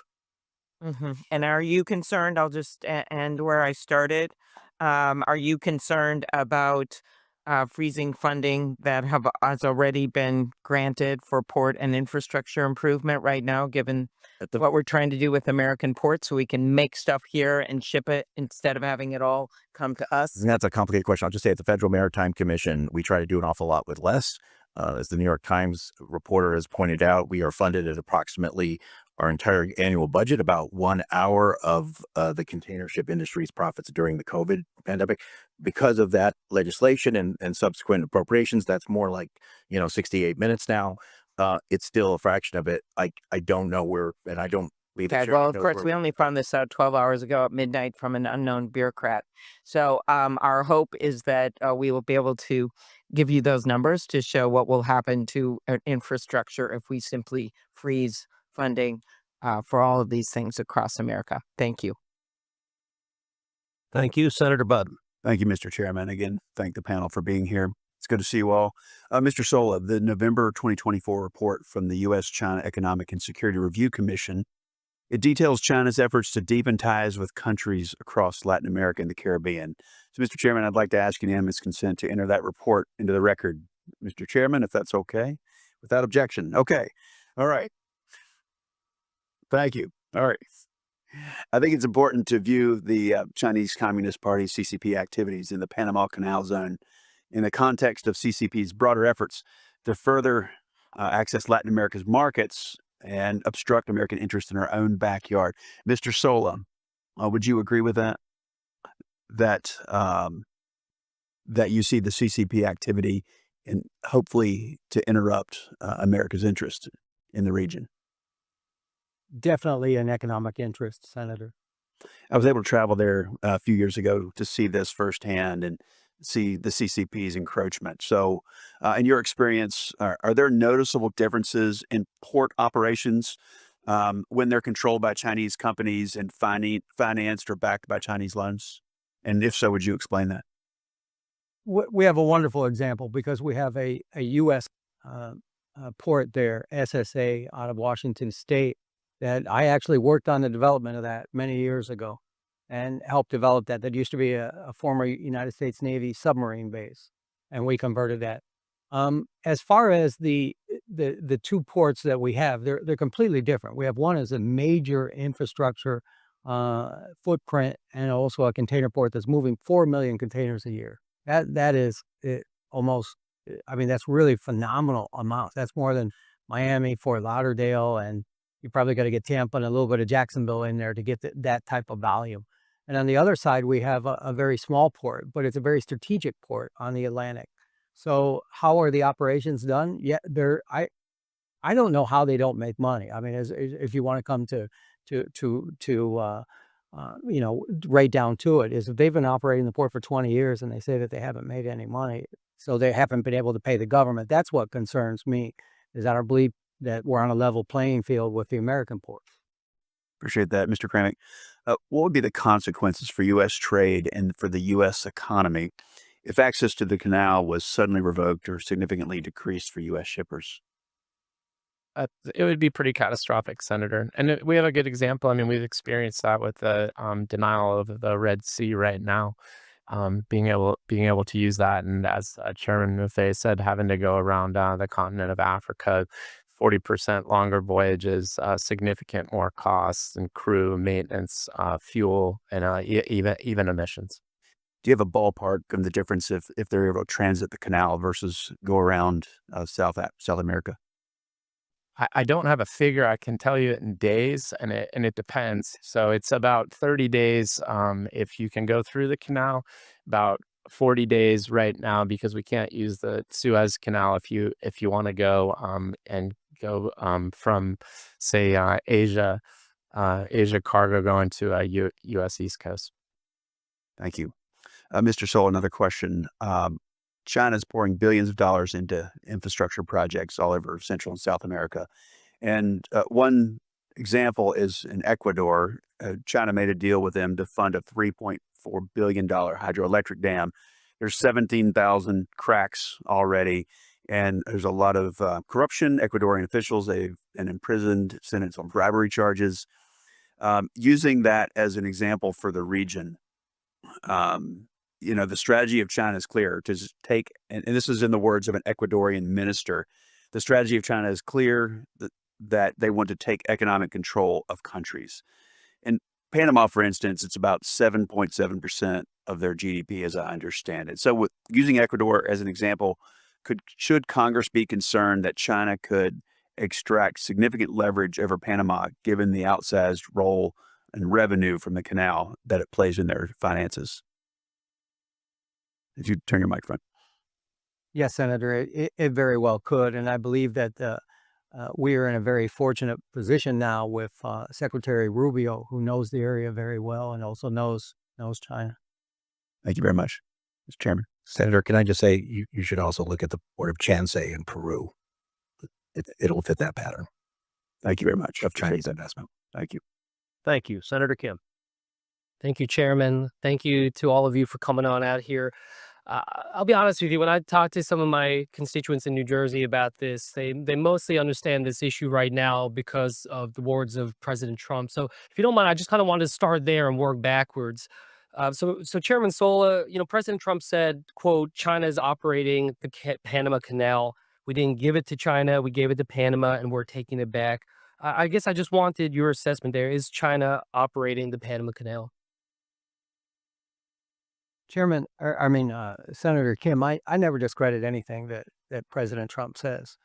Well, who I guess he has a different briefing book than I do. Mm-hmm. What I can say is that the Panama Canal is operated, as far as I know, by the ACP, the Panama Canal Authority, Mm-hmm. and they're very efficient at operating the canal on the throughput that they're able to do. So you're saying, from your knowledge, you don't know of reasoning to believe that China is operating the Panama Canal, from the knowledge that you have? From the knowledge that I have on whether the Senator, what we have here is the Panama Canal Authority is the authority where people will pay into the Panama Canal. Mm-hmm. I think that if you will allow me to, if a company is able to operate both ports. Oh, I see what so you're talking about Hutchinson ports, right? Yeah. So we're talking about what, Balboa and Cristobal ports, right? Right, and they're subsidized. They're subsidized. I guess my question to you is, does Hutchinson Port actually control the locks of the canal? No. Does it control directly the entrance to the canal? Both ports are in operational control of the canal. in order for those ports to operate, the canal has to give them a special permit. And the reason is because when they're bringing a ship in or bringing a ship out, they block the traffic of the canal every single time. I see. So They have to have pilots. So the, pilots. but go in. is Balboa or Cristobal ports under the jurisdiction of the Panama Canal Authority? They've been given by the Panama government the concessions. However, they're in the operational range of the Panama Canal. Does that make them? Does that make those two ports under the jurisdiction of the treaty? Let me say this, because I was in Panama when the Panama Canal was turned over. We didn't just give back the Panama Canal. We also gave back all the land and all the water on the entryway to it, and including what we had was a lot of military bases along there. So as soon as you come out of the Panama Canal, and I invite you to come there, I'd love to come. Yeah, well, let's as soon as you come out of the locks, you run into Corozal, which was a former military base. Corozal is run not by Panama, but by the Panama Canal Authority. It's run by the Panama government. After you pass that, you run into the port of Balboa. So what I'm trying to say is that when we talk about the Panama Canal Authority, they operate only where the ships go up and go down and come out. After that, you have where the pilots will take you on the boat and take you off. So is it operational control of the Panama Canal? Yes, because the pilots are the ones that have to bring you in there and bring you out. And again, every time a ship goes into one of those ports, they block the traffic of the Panama Canal. Yeah. Well, look, I guess I wanted to just ask you kind of directly then, what is your assessment of the Panama Canal's authority, in terms of their ability to administer the canal?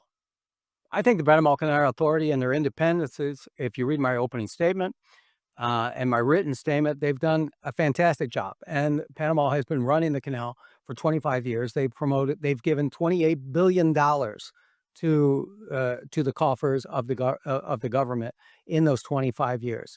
In the 25 years that the two ports that we call two ports, they've contributed zero.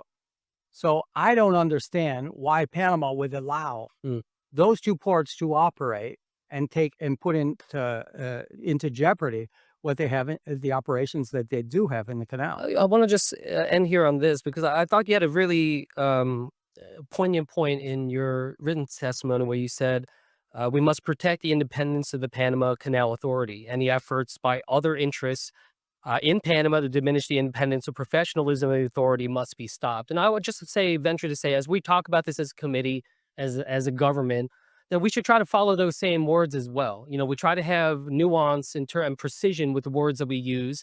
Otherwise, it very much looks like some of what we talk about is going to be perceived as undermining the Panama Canal Authority. And you said that you warned that would be something that would actually boost up China's capacity in the region.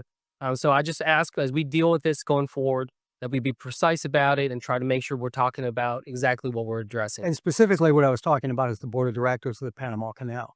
I mean, are some of the board of directors on the board of directors of the ports that we have in question? So when you look at the annual report of those two ports, they have a hidden, or not a hidden, it basically says that they have local partners that are not identified. So I believe that if we had those identified, we would know more. Yeah, then more precision there. Thank you so much. I yield back, Mr. Chair. Thank you. Senator Schmidt.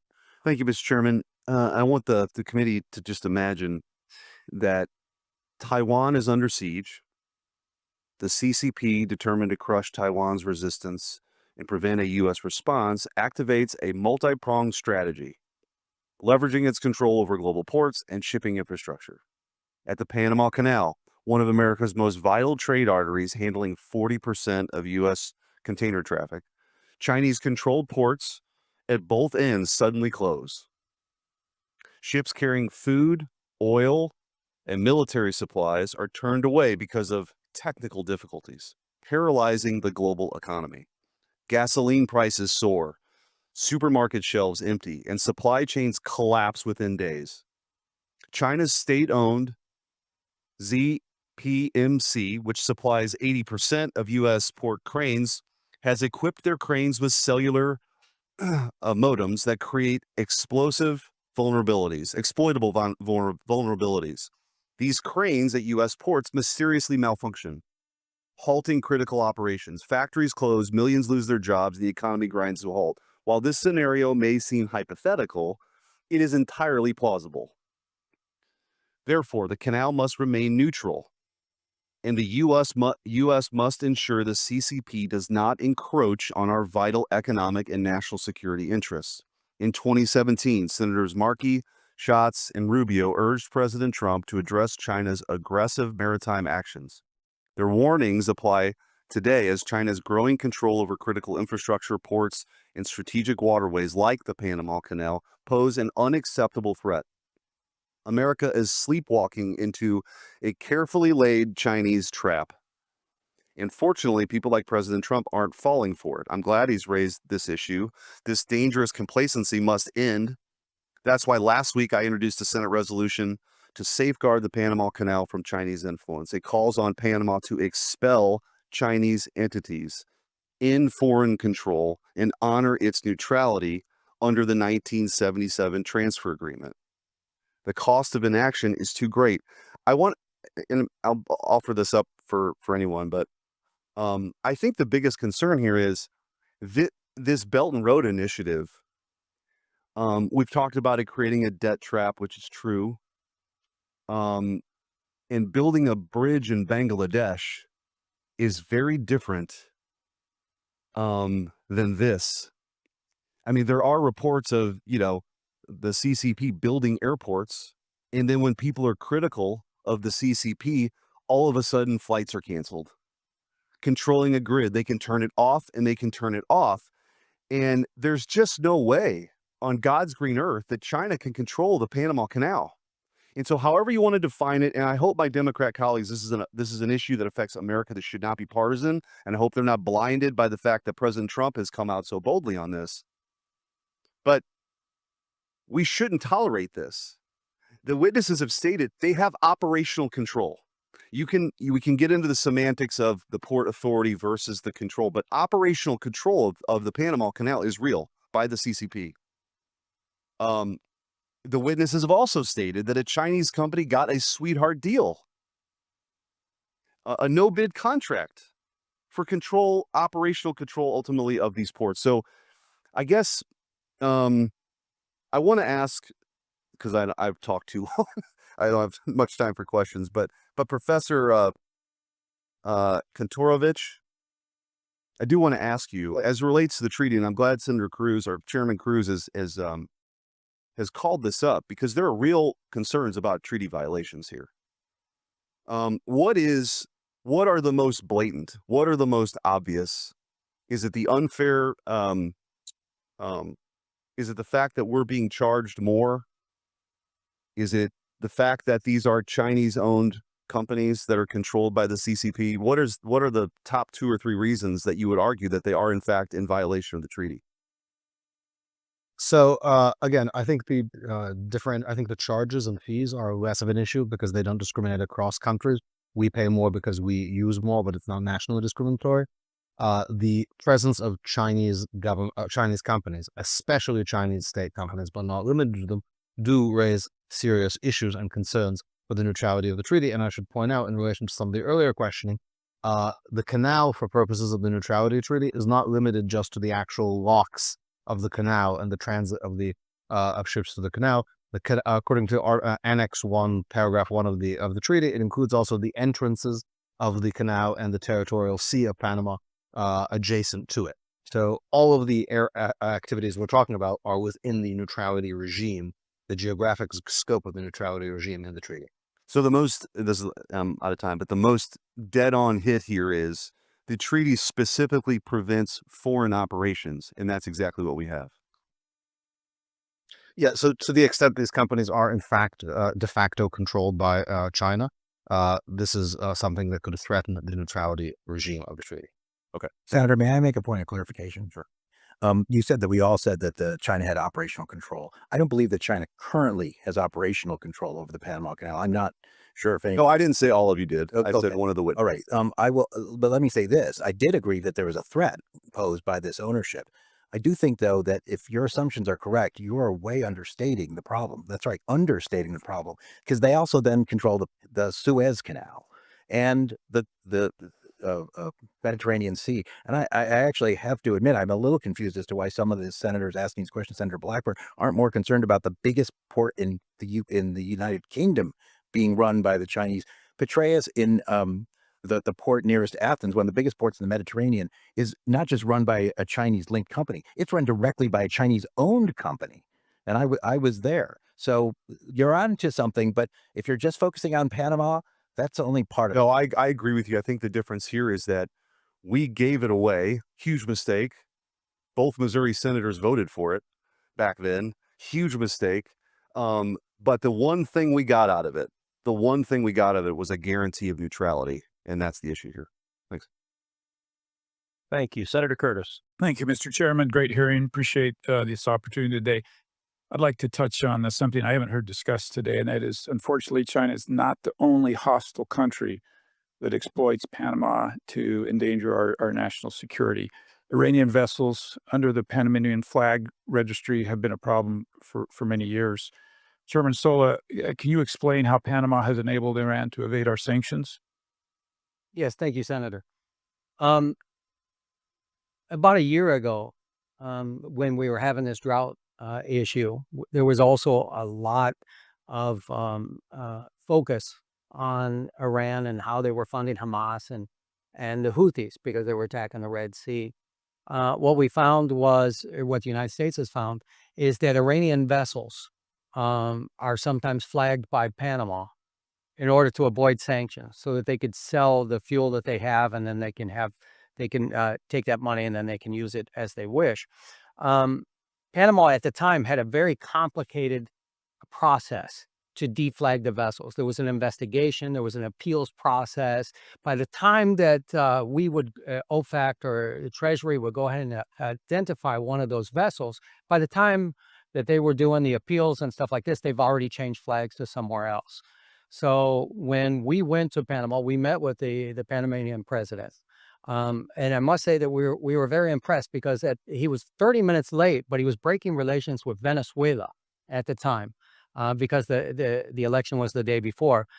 We explained to him the situation. The very next day, we met with the maritime minister, with U.S. Embassy personnel, and Panama actually adjusted their appeals process so to make it more expedient. So if the United States or OFAC would come and say that this Iranian vessel is avoiding sanctions, now we have a process in place to go ahead and do that. And 53 vessels were deflagged because of that meeting. If you would keep working on that, because that's a big deal, and thank you for that answer. Let me also go to, we've hammered on this a little bit, and I've heard several times some of you acknowledge that the interest from China is an economic threat to us. But let me come back to this defense. I think we've asked a number of times in different ways, but let me go back to the analogy of China puts a blockade on Taiwan, and we're trying to move ships into that area quickly. Can any of you say this is not just an economic threat to the United States, but a defensive threat as well? At the FMC, it's not our area of expertise. We'll leave that to the military experts. I will just say that to me, an economic threat is a military threat. Sure, directly, but it is. Yeah, I just in terms of what you're directly asking, to economic. We at the Federal Maritime Commission don't have that area. Chairman? I would say that my biggest concern is that when a Chinese contractor gets a contract in Latin America, they usually put a clause in there that they bring their own workers in from China. And these workers are housed in camps outside. And these camps will have guards on them, and they will have, sometimes they in Panama, for example, they have barbed wire around the camps. So we really don't know who's in the camps. And I think that, to me, causes me more concern on who's in the camp and what are they doing. So these are actually sometimes thousands of workers that are brought in, for example, for the bridge or to do a port or something like this to undercut the local labor. Along those lines, let me just talk about dollars from China spent. We far outspend China in the region, yet if you look back on when Panama switched diplomatic recognition from Taiwan, and we had comments from the president, Taiwan is an inalienable part of Chinese territory. It coincided with economic investment from China in the region. Is that something overall, in addition to the canal, we need to watch? Yes, we definitely need to watch economics. So we need to, we haven't, the United States has left a void there. We really have not been competitive in Panama, and hopefully that we can be. Okay, and I've got just a few seconds. So this bridge, we've brought this up a couple of times, the possibility of this bridge being damaged and closing canal. But it reminds me of going through TSA at a suitcase, going through the TSA. Is there any reason that China can't watch or do whatever they want from this bridge to see what get the intel from these containers? And does that concern anybody? Well, it definitely concerns Southern Command because they brought it up on numerous occasions that there could be some sort of surveillance or something like that on the bridges. Okay, I yield my time. Thanks, Sherman. Thank you. Senator Moreno. First of all, thank you, Chairman, for putting this hearing together. I think it's very timely. Mr. Sola, I heard you say that, it kind of rang in my head. You've navigated the canal 100 times. I mean, that's you have pretty good experience. I want to turn the testimony a little bit different direction. You obviously haven't been there that much. Tell me what for the testimony. What are the people of Panama? You obviously probably been to my home country where I was born in Colombia. What is the sentiment among the people for how they feel about America? Senator, I have many friends and family and professional relationships in Panama, and the bond between the United States and Panama is very deep. It's almost like the United States and Great Britain, for example. The Panamanians love baseball. They love basically a lot of the same things that we do. The people are absolutely wonderful. Now they've suffered through catastrophically bad leaders, especially today, the president of Colombia, Petro. We don't have to go down that path, but here's what I'd ask you is obviously we understand about shipping. We understand the issues of trade, and that's been well documented. I think that the treaty's clearly in violation. There's no question about that. In fact, Mr. Chairman, I'd like to see us speedily get to a point where we get a resolution allowing the president to renegotiate that or cancel that treaty. But here's my question to you. The Darien Gap is a stone's throw away here to Annapolis, maybe not even a little bit further than that. It used to be this insurmountable piece of geography that separated Colombia from Panama, but it's now used as a massive human and drug trafficking operation. The presence of multinational gangs, multinational criminal organizations in that area, primarily, I will suggest, funded by the Chinese. You don't have to comment on that. But what is the impact of these transnational gangs, this increase in human and drug trafficking doing to maritime activity along the canal? Senator, the Darien Gap is one of the most dangerous treks that I think anybody can do, and thank God for the new policy that we have on migrants and people coming into the country, because countless people have been harmed, died, or even very bad things happen to them through there. On transnational gangs, I mean, anytime that there's money in a black market, they're going to go ahead and they're going to fill that void. So hopefully, as I understand, the Darien Gap is not being utilized very much right now because people are coming to the United States and now can come in. Right, but the point is like, what is the impact on maritime activity there? In other words, security, Mr. Kramick, has got to be an issue for your members, and having that increased presence of transnational gang activity, drug trafficking. You're talking about billions and billions of dollars. Cocaine production in Colombia is at an all-time high. What impact does that have on your members? Senator, it's something we work hard on every day. The World Shipping Council is partnered with the World Customs Organization and 58 customs agencies throughout the world. We ran actual operations to give data that we have on our supply chain and where there's anomalies to those customs officials and law enforcement authorities to action it. A lot of it, the flow for commercial vessels, not into the United States, but to the European Union, is coming from the transshipment point in Panama, where our containers are being exploited and contaminated. And so we are working hard as we sit here right now on that problem.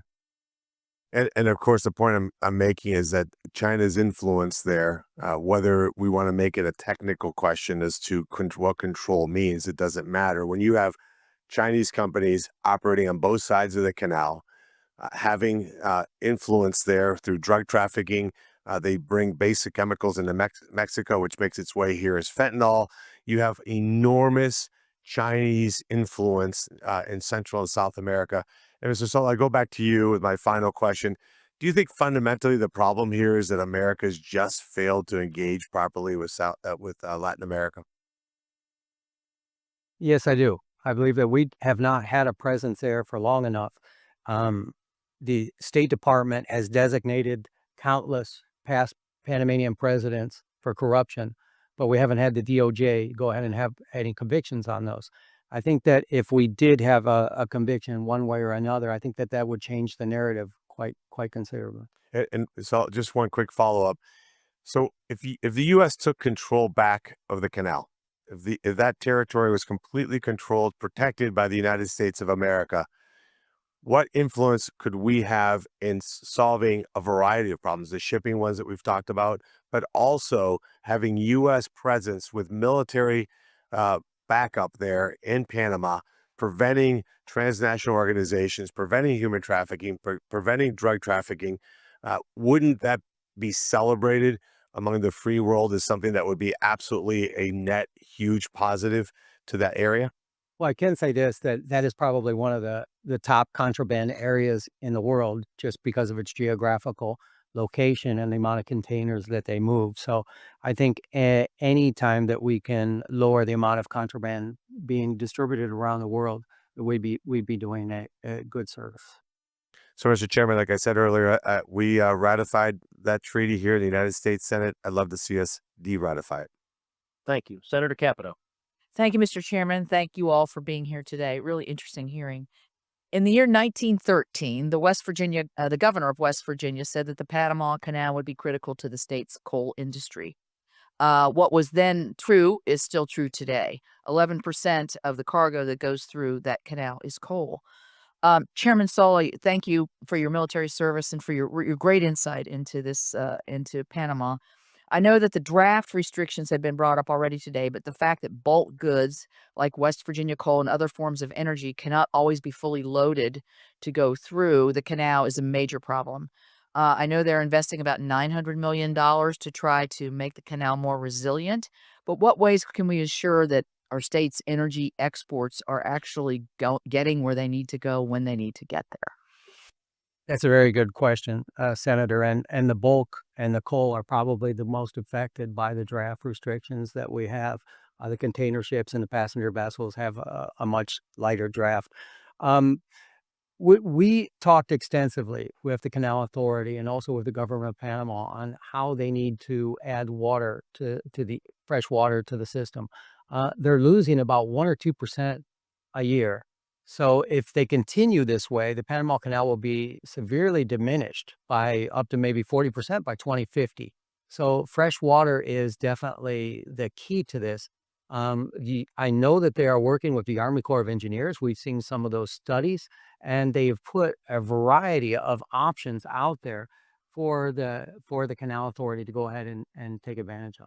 Let me ask this probably quite simple question is why would they be in opposition to putting more fresh water in the canal? I don't believe. Well, the Canal Authority. It sounds easy, so maybe it's not. The Canal Authority isn't. The issue that they have is maybe 10 years ago, environmentalists kind of restricted what their watershed was of the canal, and that law has just recently been overturned. So now the canal actually has access to the watershed. So what they have to do is a major infrastructure project to go ahead and pull that water in. And at the same time that they are saving up or raising the fees for the major infrastructure project, they're giving more and more money to the national coffers. So it's up to about $2.4 billion right now, and they're saving for the infrastructure project. Is that the $900 million infrastructure package like I referenced? Is that the same project? I believe it is. The Rio Indio. Yes. Yes. Yes. So along with that, issue going through the canal, not just the offloading or I mean, it's hard to offload coal out of a bulk container. I mean, that's not an easy thing to do if you can even do it. Is this whole thing about congestion pricing kind of nobody here from New York, are they? But the congestion pricing at the canal where you can outbid and skip the line, so then the line can be like 14 days later, even if you were at the front of the line. This is probably what Senator Sheehy's wondering, like, how did I get in front of him kind of question. So how is that working, and is that fair? And who makes the judgment? That to me, you were talking about corruption. That to me sounds like you could really be padding somebody's pockets here to be able to jump the line and have a significant effect. No, yeah, Senator, it is a auction system. It is being utilized more and more. And it is what I was most concerned about and continue to be most concerned about, not necessarily right now because the unusual draft restrictions are not going on. But if there is another water shortage, the regular toll revenue has increased in terms of the canal, but what was really increased is the special revenue that they get from various fees and from this auction thing. That revenue has gone up about close to 300% for other transit services. So that's a huge amount. It's analogous to me in some ways. I know a lot of the ocean carrier companies got a lot of heat when they were making more money during during the lack of the congestion during COVID. Well, this is sort of similar. They're providing fewer transits, and at the same time, they're making more money because of a market mechanism. Though we're talking about the Chinese Communist Party. Well, this is the other way. This is capitalist, but it is a different way of allocating space that they're utilizing more and more to make more and more money. Now, I have no idea. To the best of my knowledge, the money is going back to the Panamanian government. I don't know of any reason to doubt that, but that is a big cost. And as I said before, it does disadvantage certain kinds of cargoes because they might feel that they don't, they're on a ship which doesn't prioritize its time passage as much as other kinds of cargoes. I don't know how that affects coal. All right. Thank you very much. Thank you, Senator Sheehy. How long would it take China to block the canal for our usage if they decided to do it? I know you're not military experts, but I think you've been in the canal 100 times. You're all experts on the industry. If they wanted to deny our usage of it, how long would it take them to do it? Senator, I could say that prior to the year 2000, the canal had a quick reaction force that kind of took all possibilities into consideration, either a ship be installed in the canal or to be able to move one out. I don't know what those capabilities or what the planning for that would be. So effectively, we don't have a ready response. But if China or Southern Command, I don't like the mindset that's kind of pervaded that there's this far off hypothesis that Senator, you're not talking military experts. We're here because it's commercial reasons. But this isn't a military question. I mean, if he's driven the canal 100 times and you are a maritime expert, a couple of years ago, as you remember, I think it was the Ever Given jackknifed in the Suez Canal. That's not a military operation. That's a ship that turns sideways. So if China chose to, how fast could they close the canal to our usage? Well, they could probably do a similar thing, but it would more be an act of terrorism than it would be because they have facilities there. Most of this discussion has involved the economic threats that China is bringing up because of the Belt and Road Initiative and having these investments in other countries. But yeah, I mean, it's not hard to close off a waterway. Panama Canal is actually quite vulnerable in terms of infrastructure. It's not, this is not a fort or militarily reinforced location. Now that's you're getting to the end of my knowledge of that, but no, it would not take long, but I don't know what it has to do with it's not accelerated because they have people at outer port, unless you believe that they're in theory it's easier to infiltrate those ports with Chinese spies than it is other kinds of things, but that's totally out of my purview. That's more science. Well, I don't think it is out of your purview. I think the reality is the canal is an economic engine. It is also a national security engine. And I appreciate, I'm not trying to be combative or setting any traps. I'm just trying to ask a common sense question, which is we can dance around. I'm not an expert in this. I'm an expert in that. But The canal is vulnerable, as we've stated. I guess, Senator, I'm just sort of saying, why would they bother with a military-like operation when they can get what they want with non-military means? If they can have influence in other ways. That's the point of the question. Okay. Is we segregate ourselves artificially in a way that they do not. We segregate ourselves. Well, let's talk about military. Let's talk about intelligence. Let's talk about economics. China doesn't work that way. It's a whole of government approach. They don't draw a delineation between an economics discussion and a military one. And their attack may not look like Pearl Harbor. It may look like an everyday ship that decides, it pulls into the locks and blows itself up, and now the locks are non-functional for our usage, and we can't support an inter-ocean fleet transfer. And our ability to defend it, as you referred to, Chairman, is now inhibited by the fact that we no longer have the military infrastructure around the canal that we did just as recently as 1999. So from a commercial perspective, do the shipping companies have concerns over the security of the narrow waterways? We've got Straits of Malacca, we've got Suez Canal, we've got Gibraltar, we've got Panama. Is that a concern that's thrown around in the boardrooms of the largest shipping corporations in the world? Senator, I think it's something they think about every day. I mean, really, it's drawn into sharp relief with the Red Sea that it was.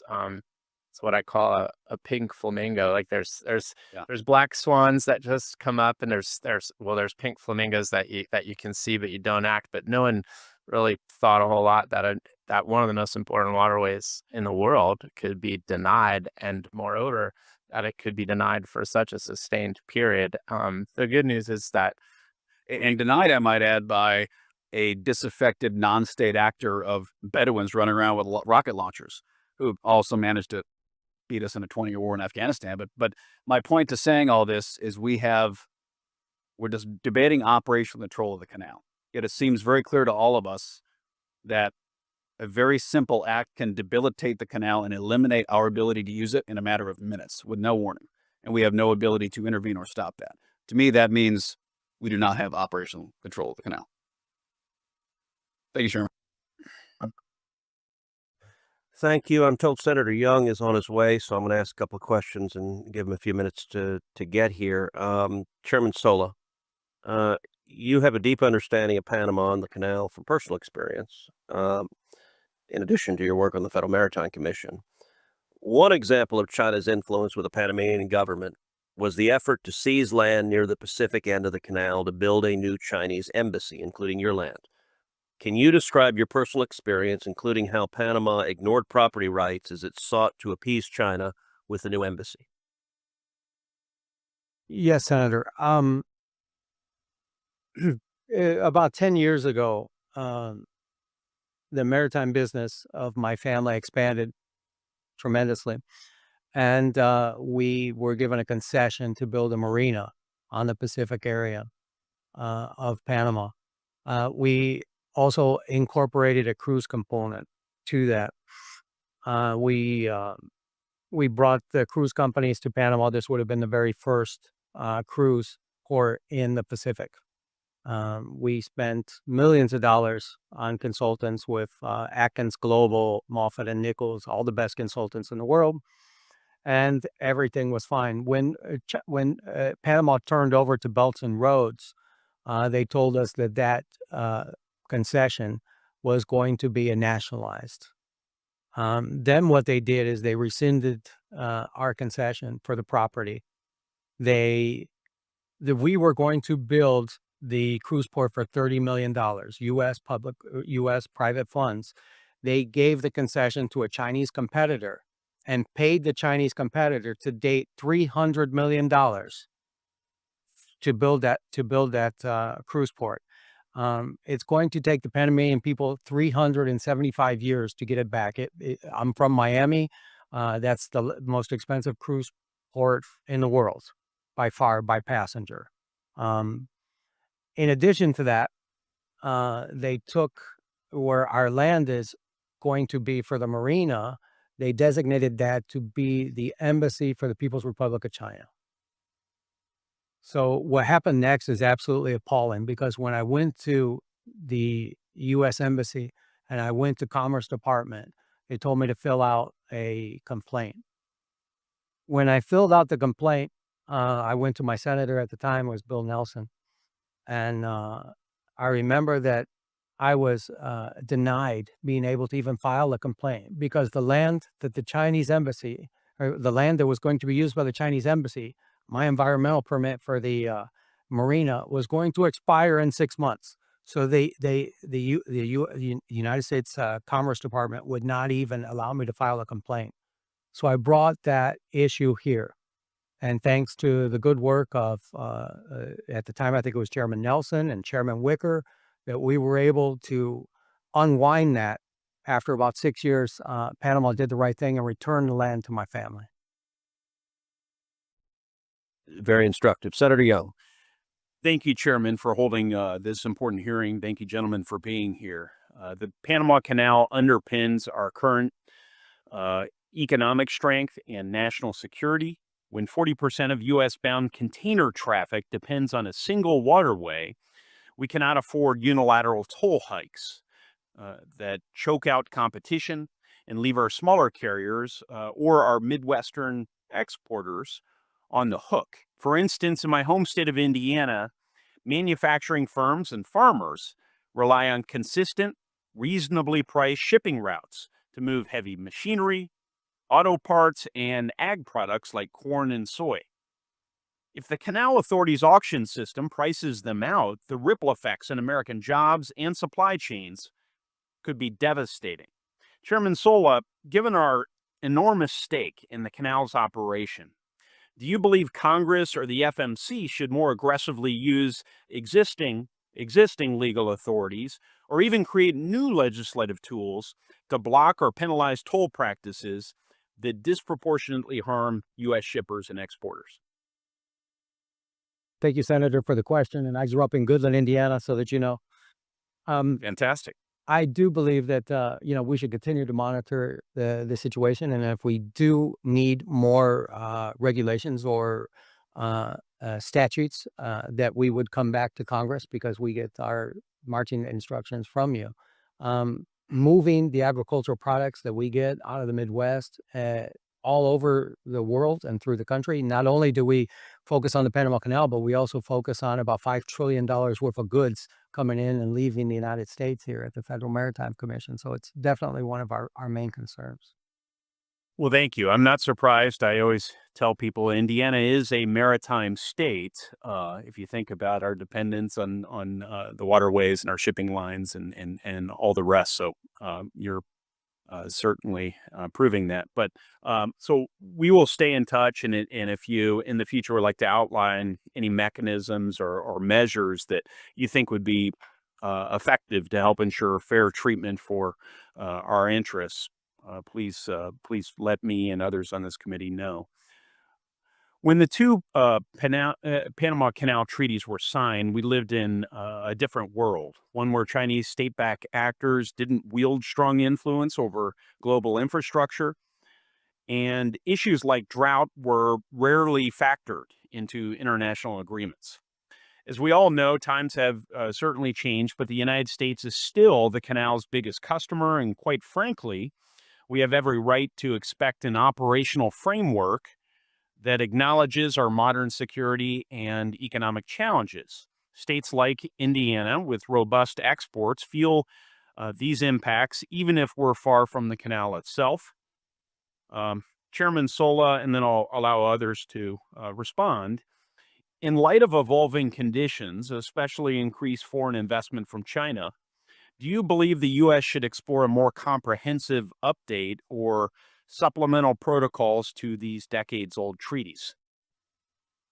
I definitely believe that we should support U.S. investment, and not having an ambassador for so long has been detrimental to us, especially as the case that I just mentioned earlier, where we didn't have an ambassador and we had a U.S. company in need of service. So however we can promote U.S. investment, especially in infrastructure, this is where China is definitely beating us with the belts and roads, where they understand that. And I believe that, our Exim Bank and our DFC is so limited in what they can do by the restrictions that they have, that we're not able to invest into infrastructure like we should.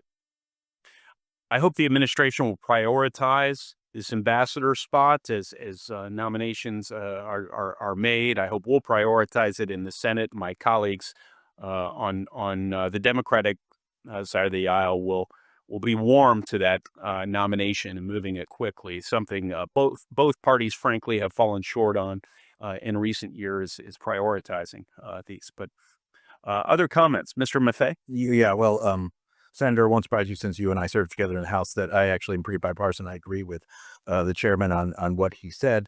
I will say that that certainly we need to look at other kinds of ways to get U.S. companies in positions where they can truly compete with the Chinese, and on some of these things. And blaming it all on Panama really misses the point. I've seen the same thing in Greece, where Greece didn't want to give the concession of its largest port to a Chinese company, but because of its financial difficulties, it was getting pressure from international organizations such as the IMF, Europe, and even maybe some in the United States to do so. So I just ask you to look at that. And I do want to say one quick thing. You're right about the cost. And as I said before you were able to get here, the Panamanians are making far more on their canal than they ever had before. That's not necessarily a bad thing as long as it's going to the right place. But where they're really making the money is on these auctions, and that is why remains a concern of mine. I'm sure the chairman's, and that is where we are looking at potentially are using our authority under Section 19 of the Merchant Marine Act, where we could, if we can show that it is basically a problem with the foreign trade of the U.S. It's interfering with foreign trade of the U.S. There are certain things that we can do. But I do think we need more information before we could make that kind of action. But we're certainly working on that, and we do have that authority at the FMC. Thank you, and good to see you again, sir. Mr. Kremick, did you have anything?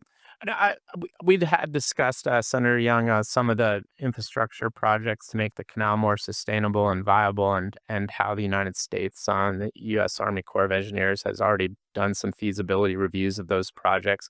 So that would certainly be something to take a look at to make the canal, viable with an additional supplies of fresh water.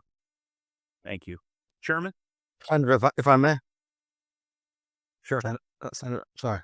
It's I'm on Zoom.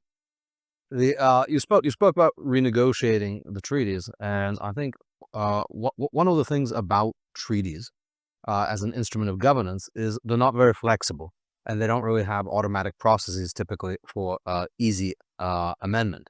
And for this hearing, I spent a fair amount of time reviewing the ratification hearings in the Senate in 1978. And back then, the principal concerns the Senate was concerned with then is the Soviets and Cuba, actually, not China and Iran. So the world has changed a huge amount. China's role has changed a huge amount. And of course, back then, 1999 seemed very far off. 2025 seemed, a world away. And as a result, I think it is useful to revisit treaties and seek to renegotiate them, to update them to sort of current events. And of course, the United States has a considerable amount of leverage it can use to seek such additional protocols to modernize these treaties to current events and current geopolitical realities. Makes great sense, and I'm glad you spoke up. Thank you, Mr. Kantorovich. Mr. Chairman. Thank you. I want to ask a couple of follow-ups, and then we're going to wrap up the hearing. Commissioner Maffei, you mentioned a minute ago if a determination was made that this was having negative impacts on U.S. trade. You said there are a number of remedies that are possible, and you didn't specify what those were, so I just wanted to ask what you were referring to. Yeah, I mean, there are certain things we can do as countermeasures, such as, sanction Panamanian ships. That could be Panamanian flag ships. Panamanian flag is one of their major sources of revenue. It is the number one, what we call flag of convenience in the world. There are several others, and I think I'd like to get back to you in writing. I mean, I'm not trying to avoid the question, Yeah. but No, that way I can put the, we can, and we'll, if you don't mind, we'll get together and do a joint answer. But we'll put where our authority comes from, what we think we can do, and maybe even what we're concerned about or what the limits to that would be. Well, and I'll say that this hearing has been a nice bipartisan demonstration of a lot of expertise. There's a reason you guys have your the role you have, because you know what you're talking about. I'm hoping my chairmanship, which ended last week after a full term, will result in a full, very successful term for my good friend and colleague as chairman. Maybe the friendliest transition in Washington this week. Professor Kontorovich, I want to get back also to the exchange you had with Senator Young, and then it harkens back to the opening exchange you and I had. We've heard testimony that Panama may well be in violation of this treaty in at least two regards. One, with respect to its obligation to keeping the Panama Canal neutral and the major concessions to China, the control that China has over ports on both ends, and the bridge across the canal, which has the potential to shut down transit. We also heard testimony about the degree of revenue that Panama is taking, and that's potentially in violation of the obligation that tolls and other charges shall be just, reasonable, equitable, and consistent with principles of international law. I want to ask you, Professor, assume that the United States makes the determination that Panama is in violation of this treaty. I asked about what the remedies were, and you mentioned at the time military force. Military force is always one potential remedy. What other potential remedies are there? And in particular, could a consequence of being in breach of the treaty be a determination that the treaty is null and void, that the concession of control of the Panama Canal to Panama is no longer in force, and could that, under international law, result in the United States returning to operating the Panama Canal? What's your judgment? Yeah, I think treaties like this demonstrate that countries really need to think long and hard before they give away strategic assets, because the United States is free to cancel this treaty or at any time withdraw from the treaty, as it were. But given that the United States has transferred control and sovereignty of the canal zone to Panama, the cancellation of the treaty would not necessarily reverse that concession. Concessions that have to do with sovereign control are not particularly reversible. For example, Israel made a deal with Lebanon to give maritime territory to Lebanon in exchange for peace just 2 years ago. Did not get peace. It's not clear that it can simply cancel and get that territory back. Now, it is the case that America can take all sorts of measures to insist on neutrality. And if neutrality means putting American firms in operation, or otherwise, taking other steps, that is something that can be done. But a kind of territorial control is not a clear remedy, unless it is something that just accompanies the steps needed to restore the regime of neutrality. All right. Well, I want to thank all the witnesses for their important testimony here today. Senators will have until the close of business on Tuesday, February 4th, to submit questions for the record. The witnesses will have until the end of the day on Tuesday, February 18th, to respond to those questions. And this concludes today's hearing. The committee stands adjourned.